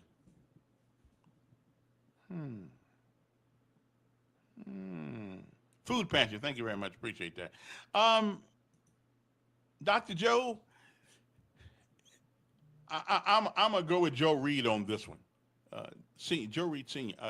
I'm gonna go with him on this one. Government is there to create an environment that allows you to prosper.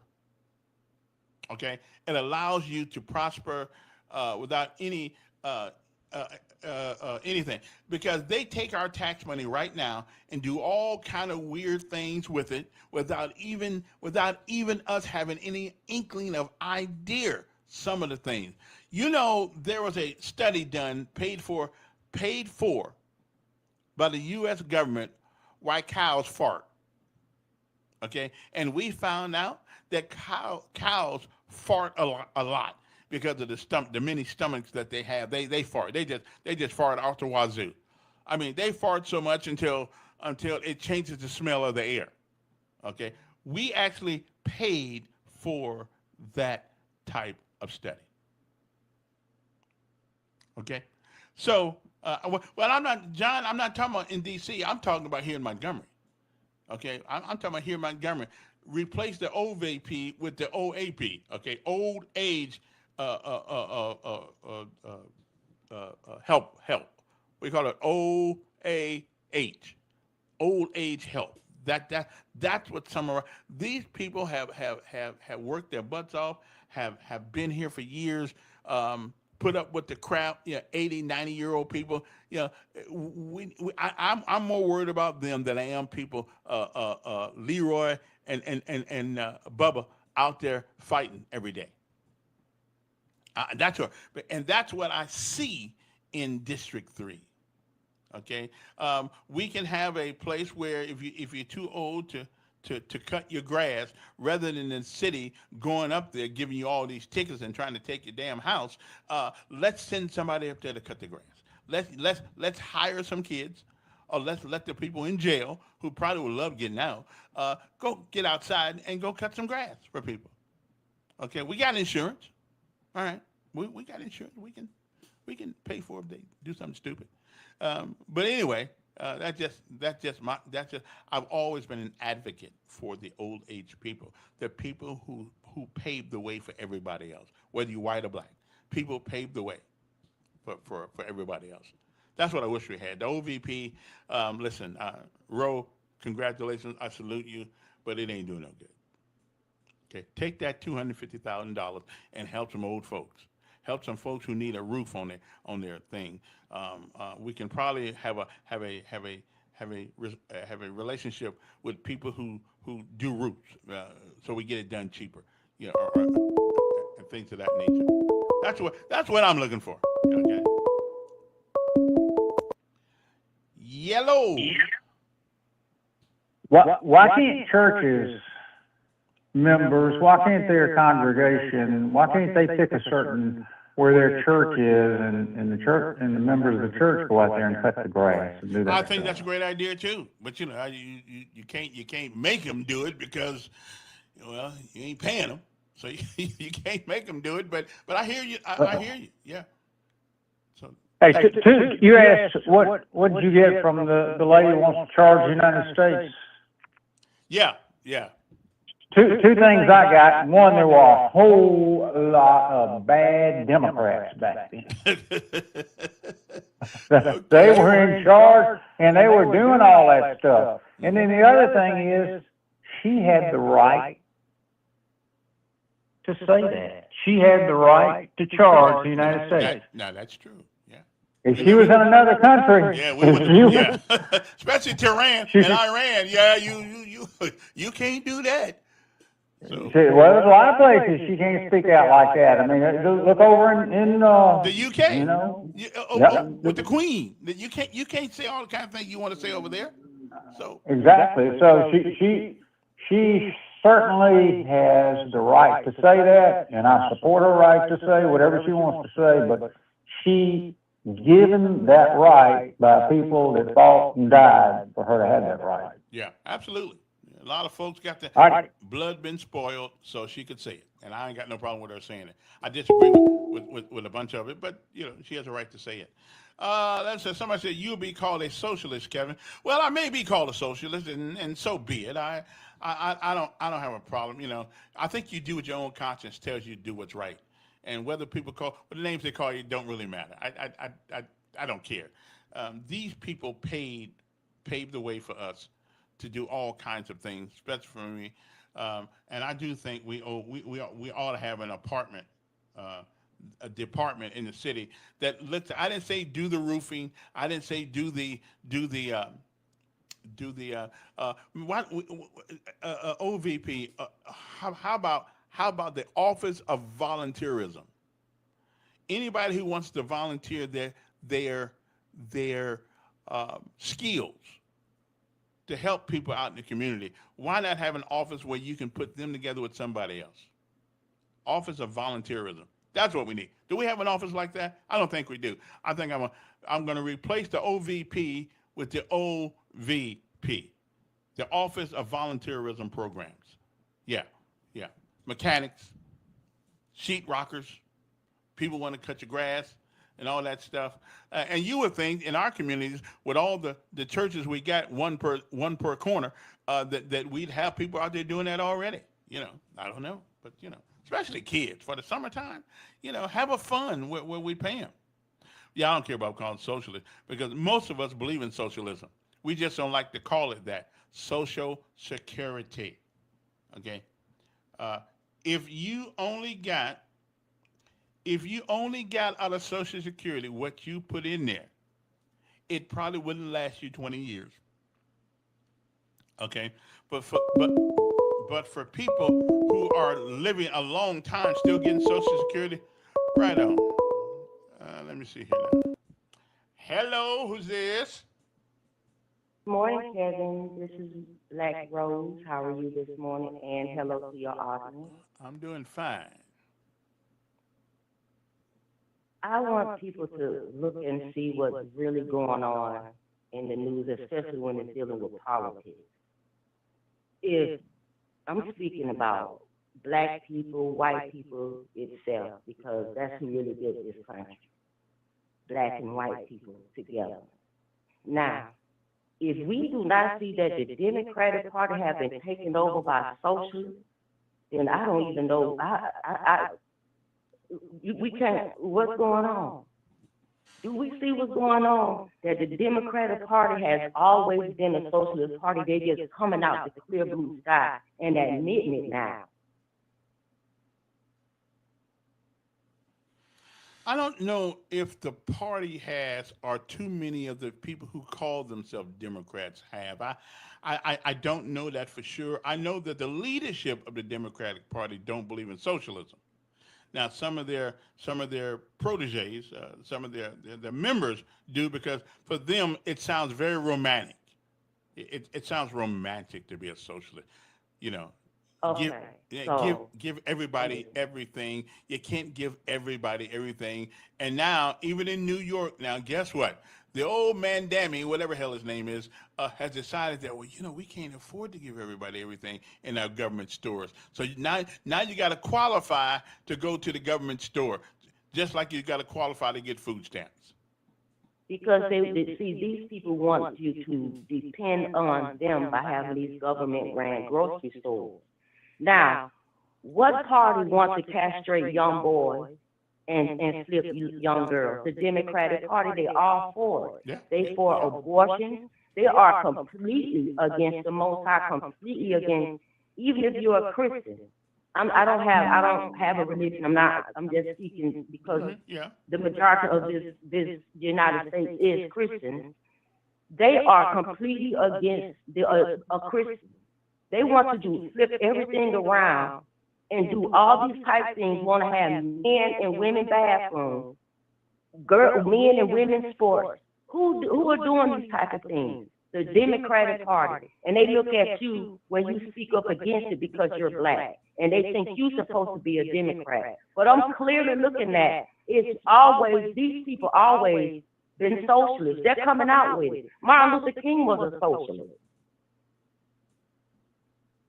Nobody even knows that. He never spoke about God for real and what Christians should do. He was all about give, take, and just want to push. Everybody was doing fine until this guy comes along. Why was it so important? These people were always socialists, and now they want to take what's yours.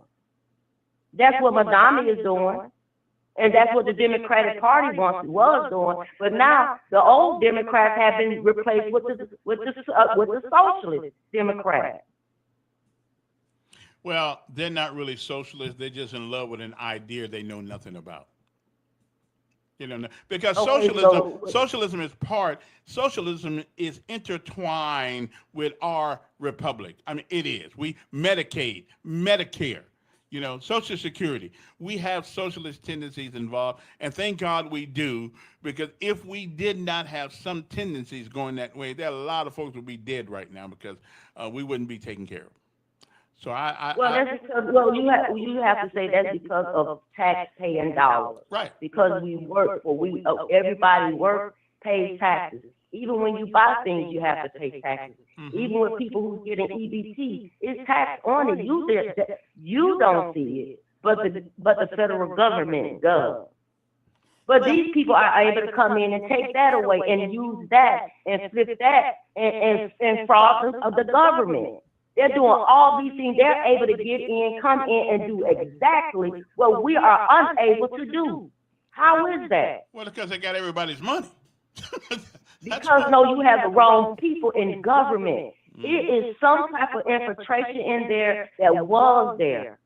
It is terrible what's going on now. And black people just need to wake up. We need God first. Forget the government, y'all. You should have put God first. We should have kept God in our home. That's what we should have did instead of the government. We left God alone and made the government our God, and look at us today. I clearly see what's going on today. Mm-hmm. If we don't stop right now, this is a black and white thing right now. I don't see nothing wrong with what Trump is doing. The only thing I'm looking at around is that, put that to the side, that Iran war, that right there, we just really panicking. Everybody should be paying attention and forget what's going on with this Nolan Wales and all this race-baiting crap that they created. It's a good thing that those people, random people out of Mississippi, because I look at it like this. People that does things like that, they need to go to jail for race-baiting and starting riots when it comes to different cities and towns and stuff like that. Because if they started here, I think that I'm going to press charges on them for race-baiting and trying to incite a riot. If anybody push it here. Yeah. It's just the point that we as black and white people need to see what's going on. These Muslims and these Islam countries and all these people are coming in and they are able to take over the United States. They're taking over the government. Well, it does seem that we're allowing people whose views are inconsistent with the Constitution of the United States. Yes, they refuse to run off, and I just don't know how you do that in America. How you allow people to hold public office whose beliefs are inconsistent with our Constitution. Absolutely. But I listen. I know they're doing it in Michigan. But, this not only Michigan, I'm just glad that Alabama, and I'm going to say this is a red state, and we're not allowing that type of crap to come over here. So AOC said she want to step down here again with her group. So we're going to find, she's going to F around and find out if she decides to come down here with her crap. We already have issues down here in the South. We don't need their Madonna crap. This is, well, if you believe it or you're a Christian, you said you're a Christian. Yeah. I don't have a religion, but you know what, Kevin? I'm going to say this before I hang up. I believe there are 3 different types of people. There's good, bad, and evil. Yeah. I don't believe in race anymore. That's all I see now. Good, bad, and evil. That's how we have to look at it now. We have to look at we are really in danger because these people are taking over the government, and it's hard to get them out of office. Look at this lady over here, and what's her name? From Somalia, whatever she's from. Those doggone pirates that just tore up Minneapolis. We're over close to what? How are you able to come here and do that, and she's still running her mouth? You can't get them out. They know the Constitution better than we do. Yeah. Well, hey. These are pirates. These people believe in tribes, and that's what they did in Minneapolis, in the Twin Cities over there. Now, I'm so glad Trump done broke it up. I'm glad Trump shutting down all, and everybody want to say black people was getting all this EBT. Now y'all see who the black people were getting all this EBT. All these other immigrants coming in, claiming to be black, the Haitians, the Somalians, all these different groups of people. Maybe we will see something happen better if we get these type of people out of here. Because if you're not putting in, what are you doing here? You're not helping the United States. But I sound like a fool for speaking up for my country. Okay, I got to appreciate it. I'm kind of glad Jasmine Crockett lost. I'll have to see how that works out. How that works out. I mean, she raised baited too. She raised baited. Smart woman, but at some point we have to start dealing from an intellectual level rather than emotionalism. I just think at some point we need to have a conversations with intelligence rather than emotion, and I think we'll get a whole lot further in our communications than we are now. Because no matter who gets in office, somebody's going to complain. Like whoever wins this District 3 box, somebody's going to complain about it, no matter who wins. Okay? Somebody said life is hard, it's even harder when you're stupid. Yeah, it probably. Although you don't know it's hard when you're stupid because you're stupid. See, and being stupid has been defined as having the mentality of a 3-year-old. So yeah, so you don't know it's hard when you're stupid. Okay. You're right, sister. That Trump administration is taking SSI, Medicare, Medicaid, and giving it to the rich. Well, I don't know that to be so, but we'll see. I mean, Medicaid and Medicare. I don't really know the difference between the two. One, I don't know. I don't even know the difference between the two. I haven't used it yet. I haven't used that card they gave me, that blue and red, white, and blue card. What you want to do? Okay, I want to respond to that lady talking about the Democrats going to be socialist. Trump don't want to be socialist. He want to call it. He wants to call it communist. Okay, I know. Okay. I know you can't handle the truth sometimes. But anyway, Trump wants to call it communist. So, but he hangs out with that guy from China. I think China into that communist stuff like that. But anyway, tell me, Miss Lady, I want her to call in one day and tell her what in the hell Trump done for you. Why you all up in the conservatives and Republican butt, lady? What have they done for the people? I mean, I'll take a billy goat right now over what we got in the White House, man. Give me anything. I even take them trans folks, that people dogs out all the time. I take them over what we got now. As long as they can tell us that they can help us with this insurance a little bit and with this gas and food and other items, and keep us out of wars and keep your son out of the war. Mr. Elkins, you want your son to go over there and fight this idiotic war? That's his job. If he's asked to do it, that's his job. That's his job. That's his job. What would you be happy about that thing? About him fighting this stupid war, right? This war that doesn't have any meaning to it. Because Israel, your precious, this lady caller that probably calls, she all probably all up in Israel ass too, like the rest of them. But she had not one time came over here and said what the hell Trump done for the blacks. Okay? Can't even put one on his damn cabinet. Tim Scott looked like a damn idiot all the time. Then he came out a few months ago and said, that's the most racist thing I ever heard since I've been in the White House. I'm gonna talk to him and he came on the fucking back. Okay, but I want her to call in and give me some stuff that makes any black or any white that wants to vote for Trump right now at 34% damn approval rating, lady. Mm-hmm. Bye. Okay, and again, given the same people that ran against them.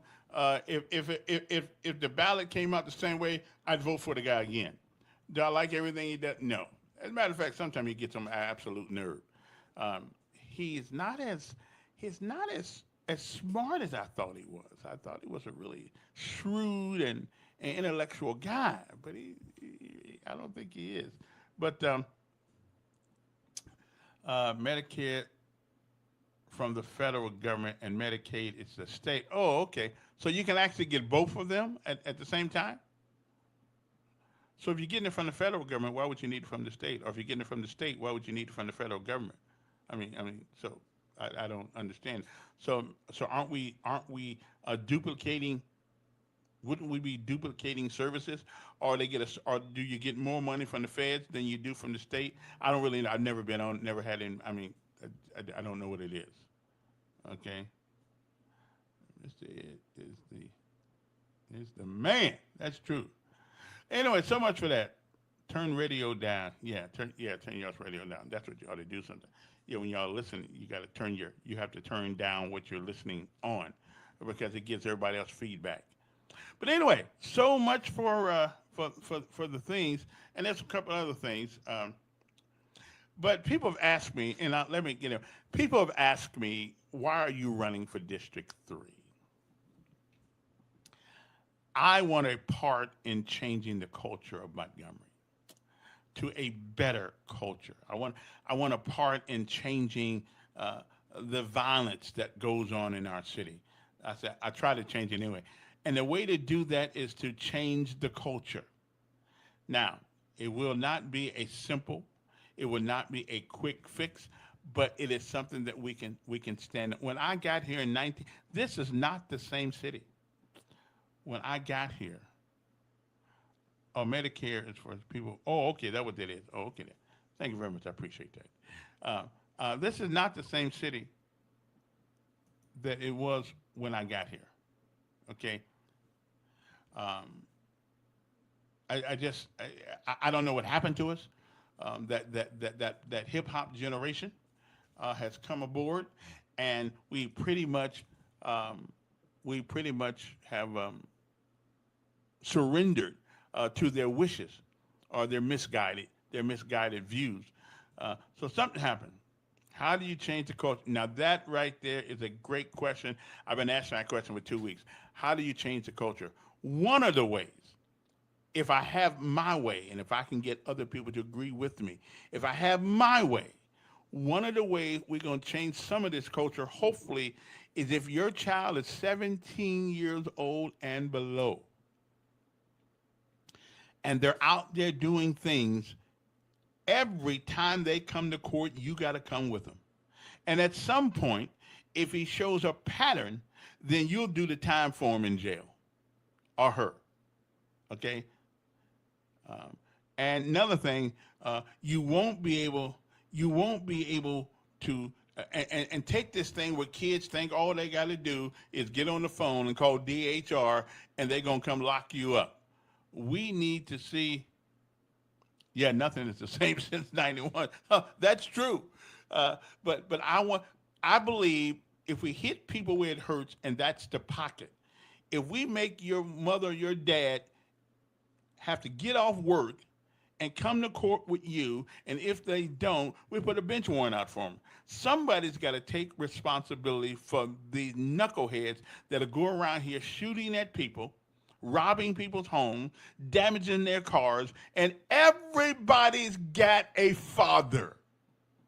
You may not have a daddy, but everybody's got a father. We need to start holding these men accountable to the fullest extent of the law and the mama for the expectation. Now, there are some guys who won't pay attention to their parents. I'm with you. I'm with you on that one. And so it would be my hope that we can get the legislature to say, hey, listen, if you've shown you've done your due diligence to make this young man mine, to make him toe the rope, and he has not done it, you have counseling statement where you sit down and talk to him just like the Army. We'll give you a counseling statement. We'll have you sign it so you can't say you don't know it. You've been talked to. All kinds of things. You've called DYS, asked them, could you keep them out there for a weekend or whatever? I mean, if you've done all these things and your child is still crazy, then you ought to put them in DYS for a while. But if you've shown that you have tried, because boys, when they get a certain age, they ain't really studying their mama very much. I didn't. Even when she whooped me, it didn't hurt. I just cried for the hell of it because I wanted her to think that I was hurt. It didn't hurt, you know. So you know, you have to do things differently, and we need to do something different, okay? And we really do. You cannot do the same things the way you've always done them and expect different results. And we need to start holding these parents. It's not enough just to have the baby so you can get a check, either from your 6 baby daddies or whatever the case may be. It ain't enough. You need to understand that you are responsible for the actions of that child until he turns 18 years old, which means there's a possibility that you are going to pay for his wrongdoings. Okay? So that's one way to start changing the culture in our communities across America. Hold the parents responsible. And if the mama don't know who the daddy is, then when it's born, then make her put him up for adoption. Okay? I'm sorry. If you don't know who the daddy is, then you're not responsible enough to raise a child. You're just not. I didn't say you got to find a brother, but y'all need to put a pad beside the bed at night that says put your name and Social Security right there. Okay? If you want to enter into my palace, your name and Social Security right there. So just in case, you know, I get pregnant or something like that, then you know, we know where to find you. And if a brother won't sign that paper, then you don't want him around. You don't, because he means you no good. Okay? There are things we can do. We can mandate people do. Okay? Because even wearing the even if you put a hat on that soldier down there, don't mean you won't get somebody pregnant. But our first thing is to remind parents, like that Georgia guy last week, he got 15 years for the actions of his child. Unfortunately, though, he took the lives of people who were 15. Okay, what's a YC? And what's an OC? I don't know what that is. So lock the YNs and the ONs up until they decide to change. I'm pretty good with that. But what's a YC? And what is what the hell is an OC? But anyway, the only way we're going to change it is start holding parents responsible for their kids. We don't care if you work in 2 or 3 jobs, because by the time you work in 2 or 3 jobs, if you haven't taught him to do the right thing by now, it's too late anyway. Okay? And that means everybody, white folks, black folks, everybody gets held accountable when your child does something. Absolutely. That's the only way to, because when you start taking money out of people's pockets, because they got to go to court today, and sooner or later, their boss gonna say, you know, you spend too much time going. I got to replace you. Okay, hey, so be it. You start taking money. I'm saying having a child is an awesome responsibility. Okay, it's tough, and you won't always get it all right. That's not the issue. Sometimes you'll get it wrong. So I'm just telling you that in order to change the culture, we have to change the mindset of parents. Okay, and we've done a piss poor job of doing that, changing that mindset of the parents. Parents think all you do is you drop them, you lop them, you leave them by themselves. You send them outside, or you let them go in the room and play a game, and that's it. You don't owe them no other discipline. Okay, and we ought to have a rule that everybody should have a paddle in their house. Can't make people do that though. But my oldest, Emmanuel, oh yeah. Yeah, buddy, I put the wood on him. Yes, I did. And I didn't care nothing about who he called and who he told. It didn't bother me at all. So that's how we change that's how we begin to change the culture. Well, men ain't been keeping it in their pants for a bunch of millenniums, okay? But we're still going to make you responsible for what you brought in here, whether you keep it in your pants or not. And here's something too. If you have a man that's been paying child support, now I ain't got nothing to do with this, it's got to have to be a state thing, but and you find out that the child ain't yours, so what? That's your problem. Shouldn't have been in there. Okay? If she wasn't your wife, which is what you're supposed to do, or your main squeeze, then you shouldn't have been in there. Make you pay anyway. Make them pay child support anyway. And maybe that'll stop them from making 6 kids for 6 different women. Okay, so man said, I don't like having my thing in my pants. Okay, seriously, make them pay anyway. Even if you find out the child wasn't yours, the fact that you in the mix, that means you was in there anyway. Okay, stop going out on Saturday nights, just having a good time with somebody else, with a woman, and then try to forget all about her. Notice how correct, and make sure, and men, make sure that the woman you go with got a job. Okay. Okay, nothing's worse than a poor woman. Okay, get one with a job.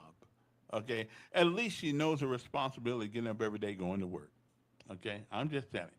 And old men, leave them young women alone. Okay, leave them young men. You ain't doing nothing for them no way. All they're doing is getting your check, your Social Security check. Leave them women alone. Spend your money on your grandkids or something like that. Okay, stop. Stop thinking you still 25 years old. You ain't 25. Hell, you ain't even 35, 45, or 55. Hell, some of y'all ain't even 65 no more. Out there chasing them young girls. Give me a break, okay? Better go to church somewhere. You know we in the fourth quarter. And sometimes don't make the referee sit there and run some time off the clock. So I'll leave you with this. I'll leave you what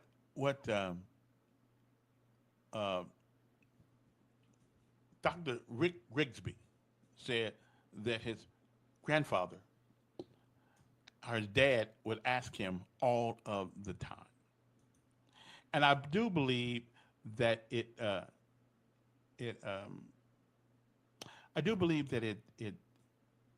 makes you think. Okay, it makes you think.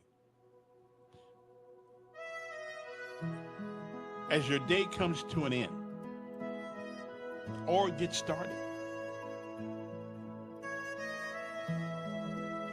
ask yourself this question: how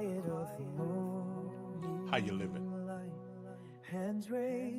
How are you living? That will be the tale that will be told when things go all wrong. Grateful heart with such sweet. How are you living? What's that proposed federal law that once she is stated receiving prenatal services? I think that's a good idea. But that's what we're gonna have to do. We're gonna have to get our kids under control if we're gonna have any hope of changing this culture. Wouldn't it be nice where you could sit on your porch and don't have to worry about somebody coming down the street shooting a gun? Or if you accidentally left your door unlocked last night, not to worry about somebody that's going to come in, at least not your neighbor. We need to change this culture. And the best way to do it is hold parents responsible for Leroy, Bubba, John, Tamika, Shimimba, or whatever hell other name we naming our kids these days. That's the way to change our culture. And give the police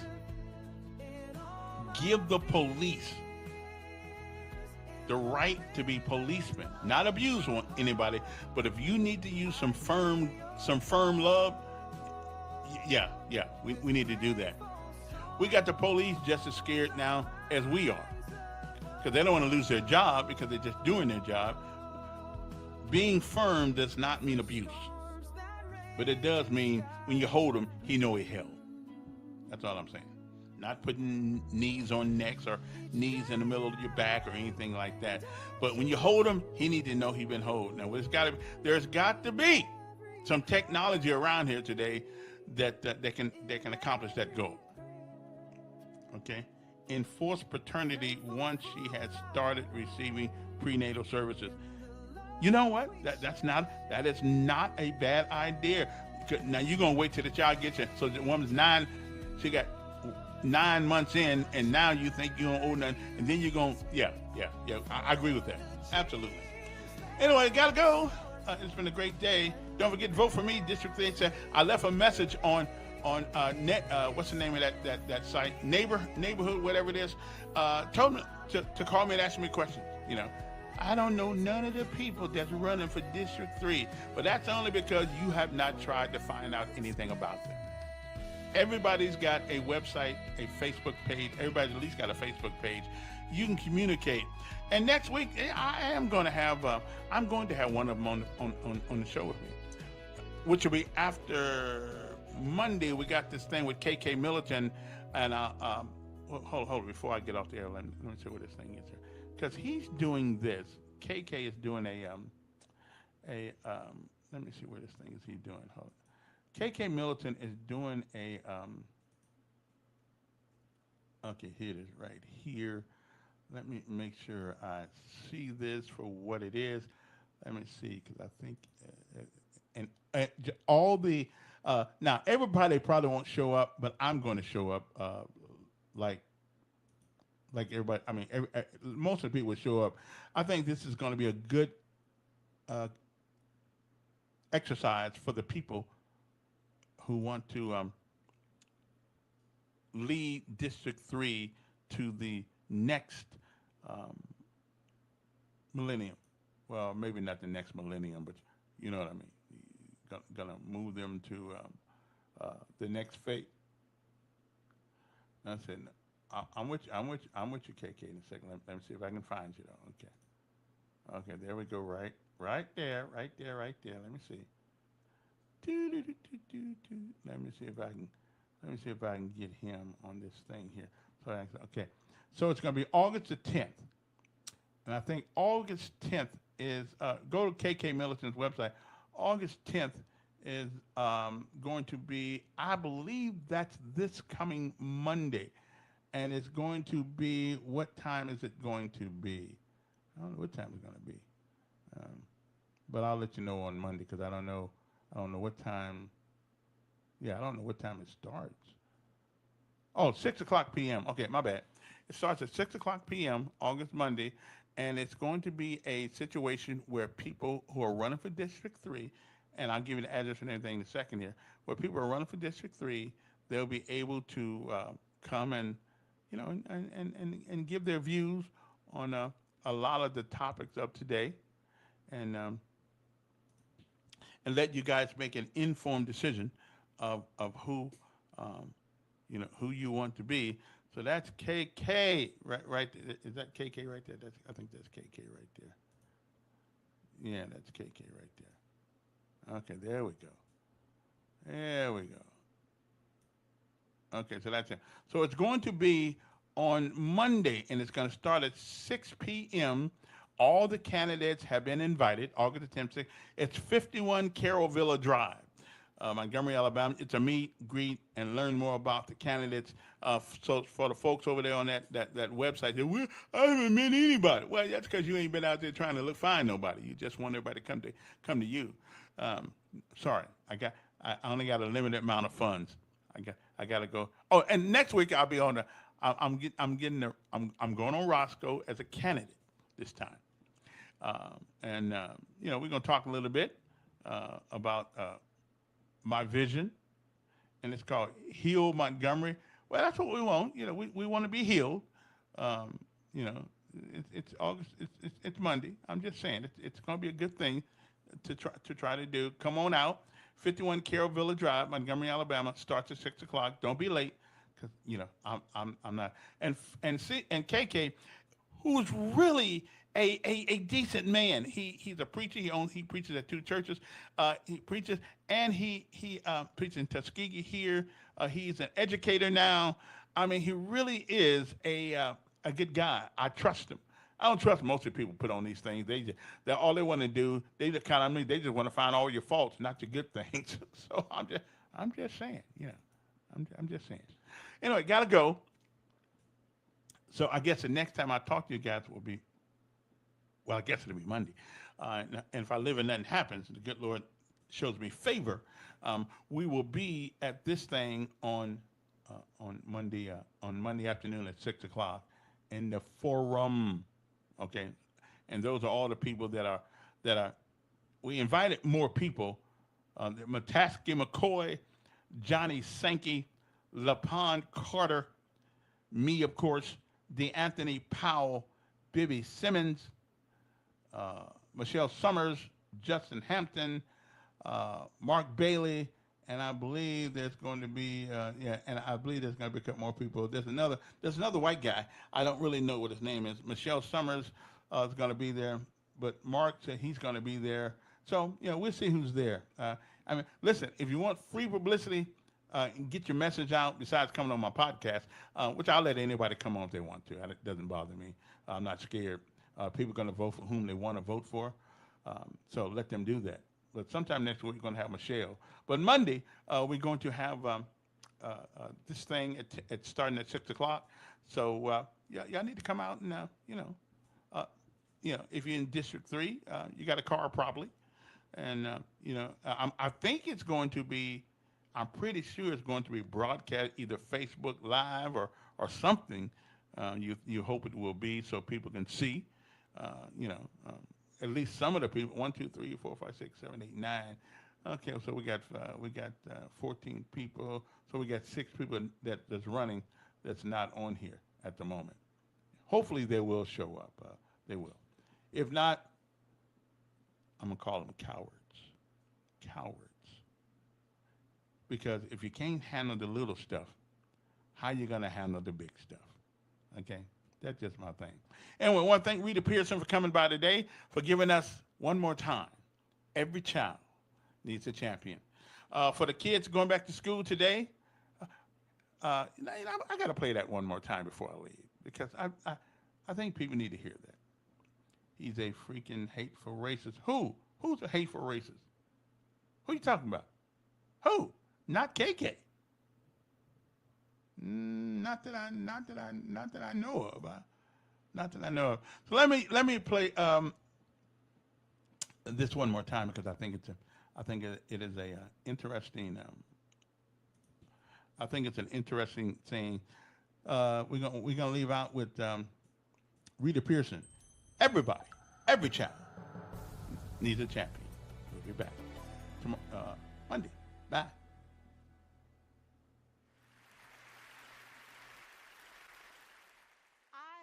Spent my entire life either at the schoolhouse, on the way to the schoolhouse, or talking about what happens in the schoolhouse.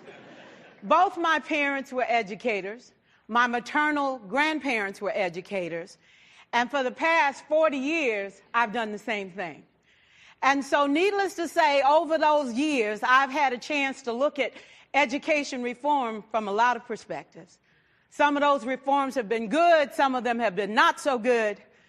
And we know why kids drop out. We know why kids don't learn. It's either poverty, low attendance, negative peer influences. We know why. But one of the things that we never discuss, or we rarely discuss, is the value and importance of human connection. Relationships. James Comer says that no significant learning can occur without a significant relationship. George Washington Carver says all learning is understanding relationships. Everyone in this room has been affected by a teacher or an adult. For years, I have watched people teach. I have looked at the best, and I've looked at some of the worst. A colleague said to me one time, they don't pay me to like the kids. They pay me to teach a lesson. The kids should learn it. I should teach it. They should learn it. Case closed. Well, I said to her, kids don't learn from people they don't like.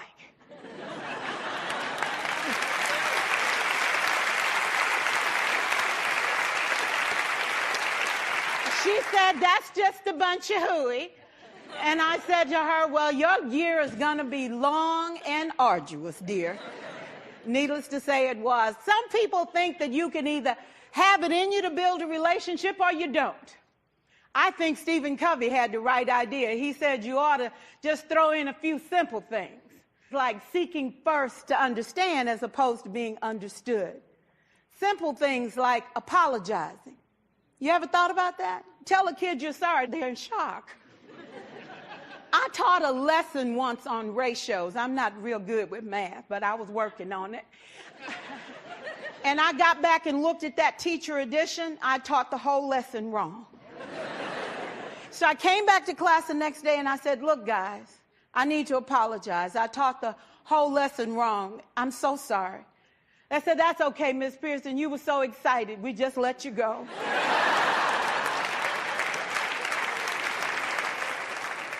I have had classes that were so low, so academically deficient that I cried.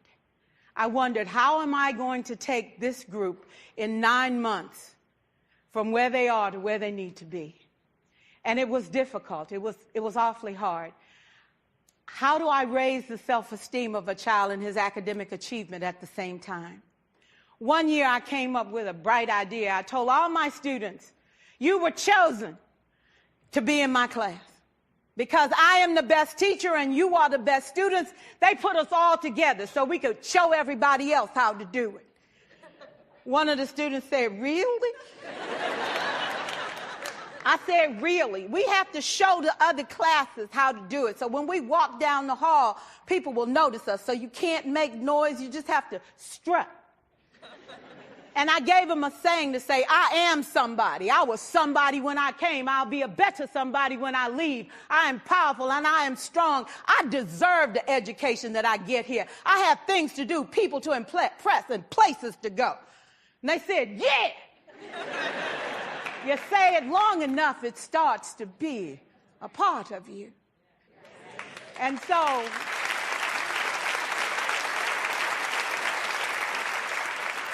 I gave a quiz, 20 questions. Student missed 18. I put a +2 on this paper and a big smiley face. He said, Miss Pearson, is this an F? I said, yes. He said, then why'd you put a smiley face? I said, because you on the roll. You got 2 right, you didn't miss them all.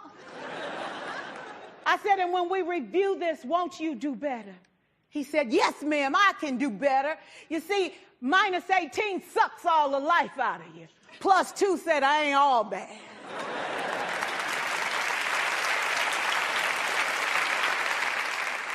For years, I watched my mother take the time at recess to review, go on home visits in the afternoon, buy combs and brushes and peanut butter and crackers to put in her desk drawer for kids that needed to eat, and a washcloth and some soap for the kids who didn't smell so good. See, it's hard to teach kids who stink. And kids can be cruel. And so she kept those things in her desk, and years later, after she retired, I watched some of those same kids come through and say to her, you know, Miss Walker, you made a difference in my life. You made it work for me. You made me feel like I was somebody when I knew at the bottom I wasn't. And I want you to just see what I've become. And when my mama died 2 years ago at 92, there were so many former students at her funeral. It brought tears to my eyes, not because she was gone, but because she left a legacy of relationships that could never disappear. Can we stand to have more relationships? Absolutely. Will you like all your children? Of course not. And you know your toughest kids are never absent. Never. You won't like them all, and the tough ones show up for a reason. It's the connection. It's the relationships. And while you won't like them all, the key is they can never, ever know it. So teachers become great actors and great actresses, and we come to work when we don't feel like it, and we listen to policy that doesn't make sense, and we teach anyway. We teach anyway because that's what we do. Teaching and learning should bring joy.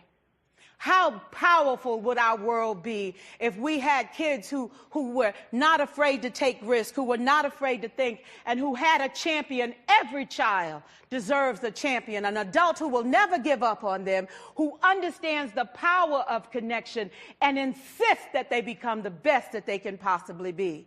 Is this job tough? You betcha. Oh, God, you betcha. But it is not impossible. We can do this. We're educators. We're born to make a difference. Thank you so much.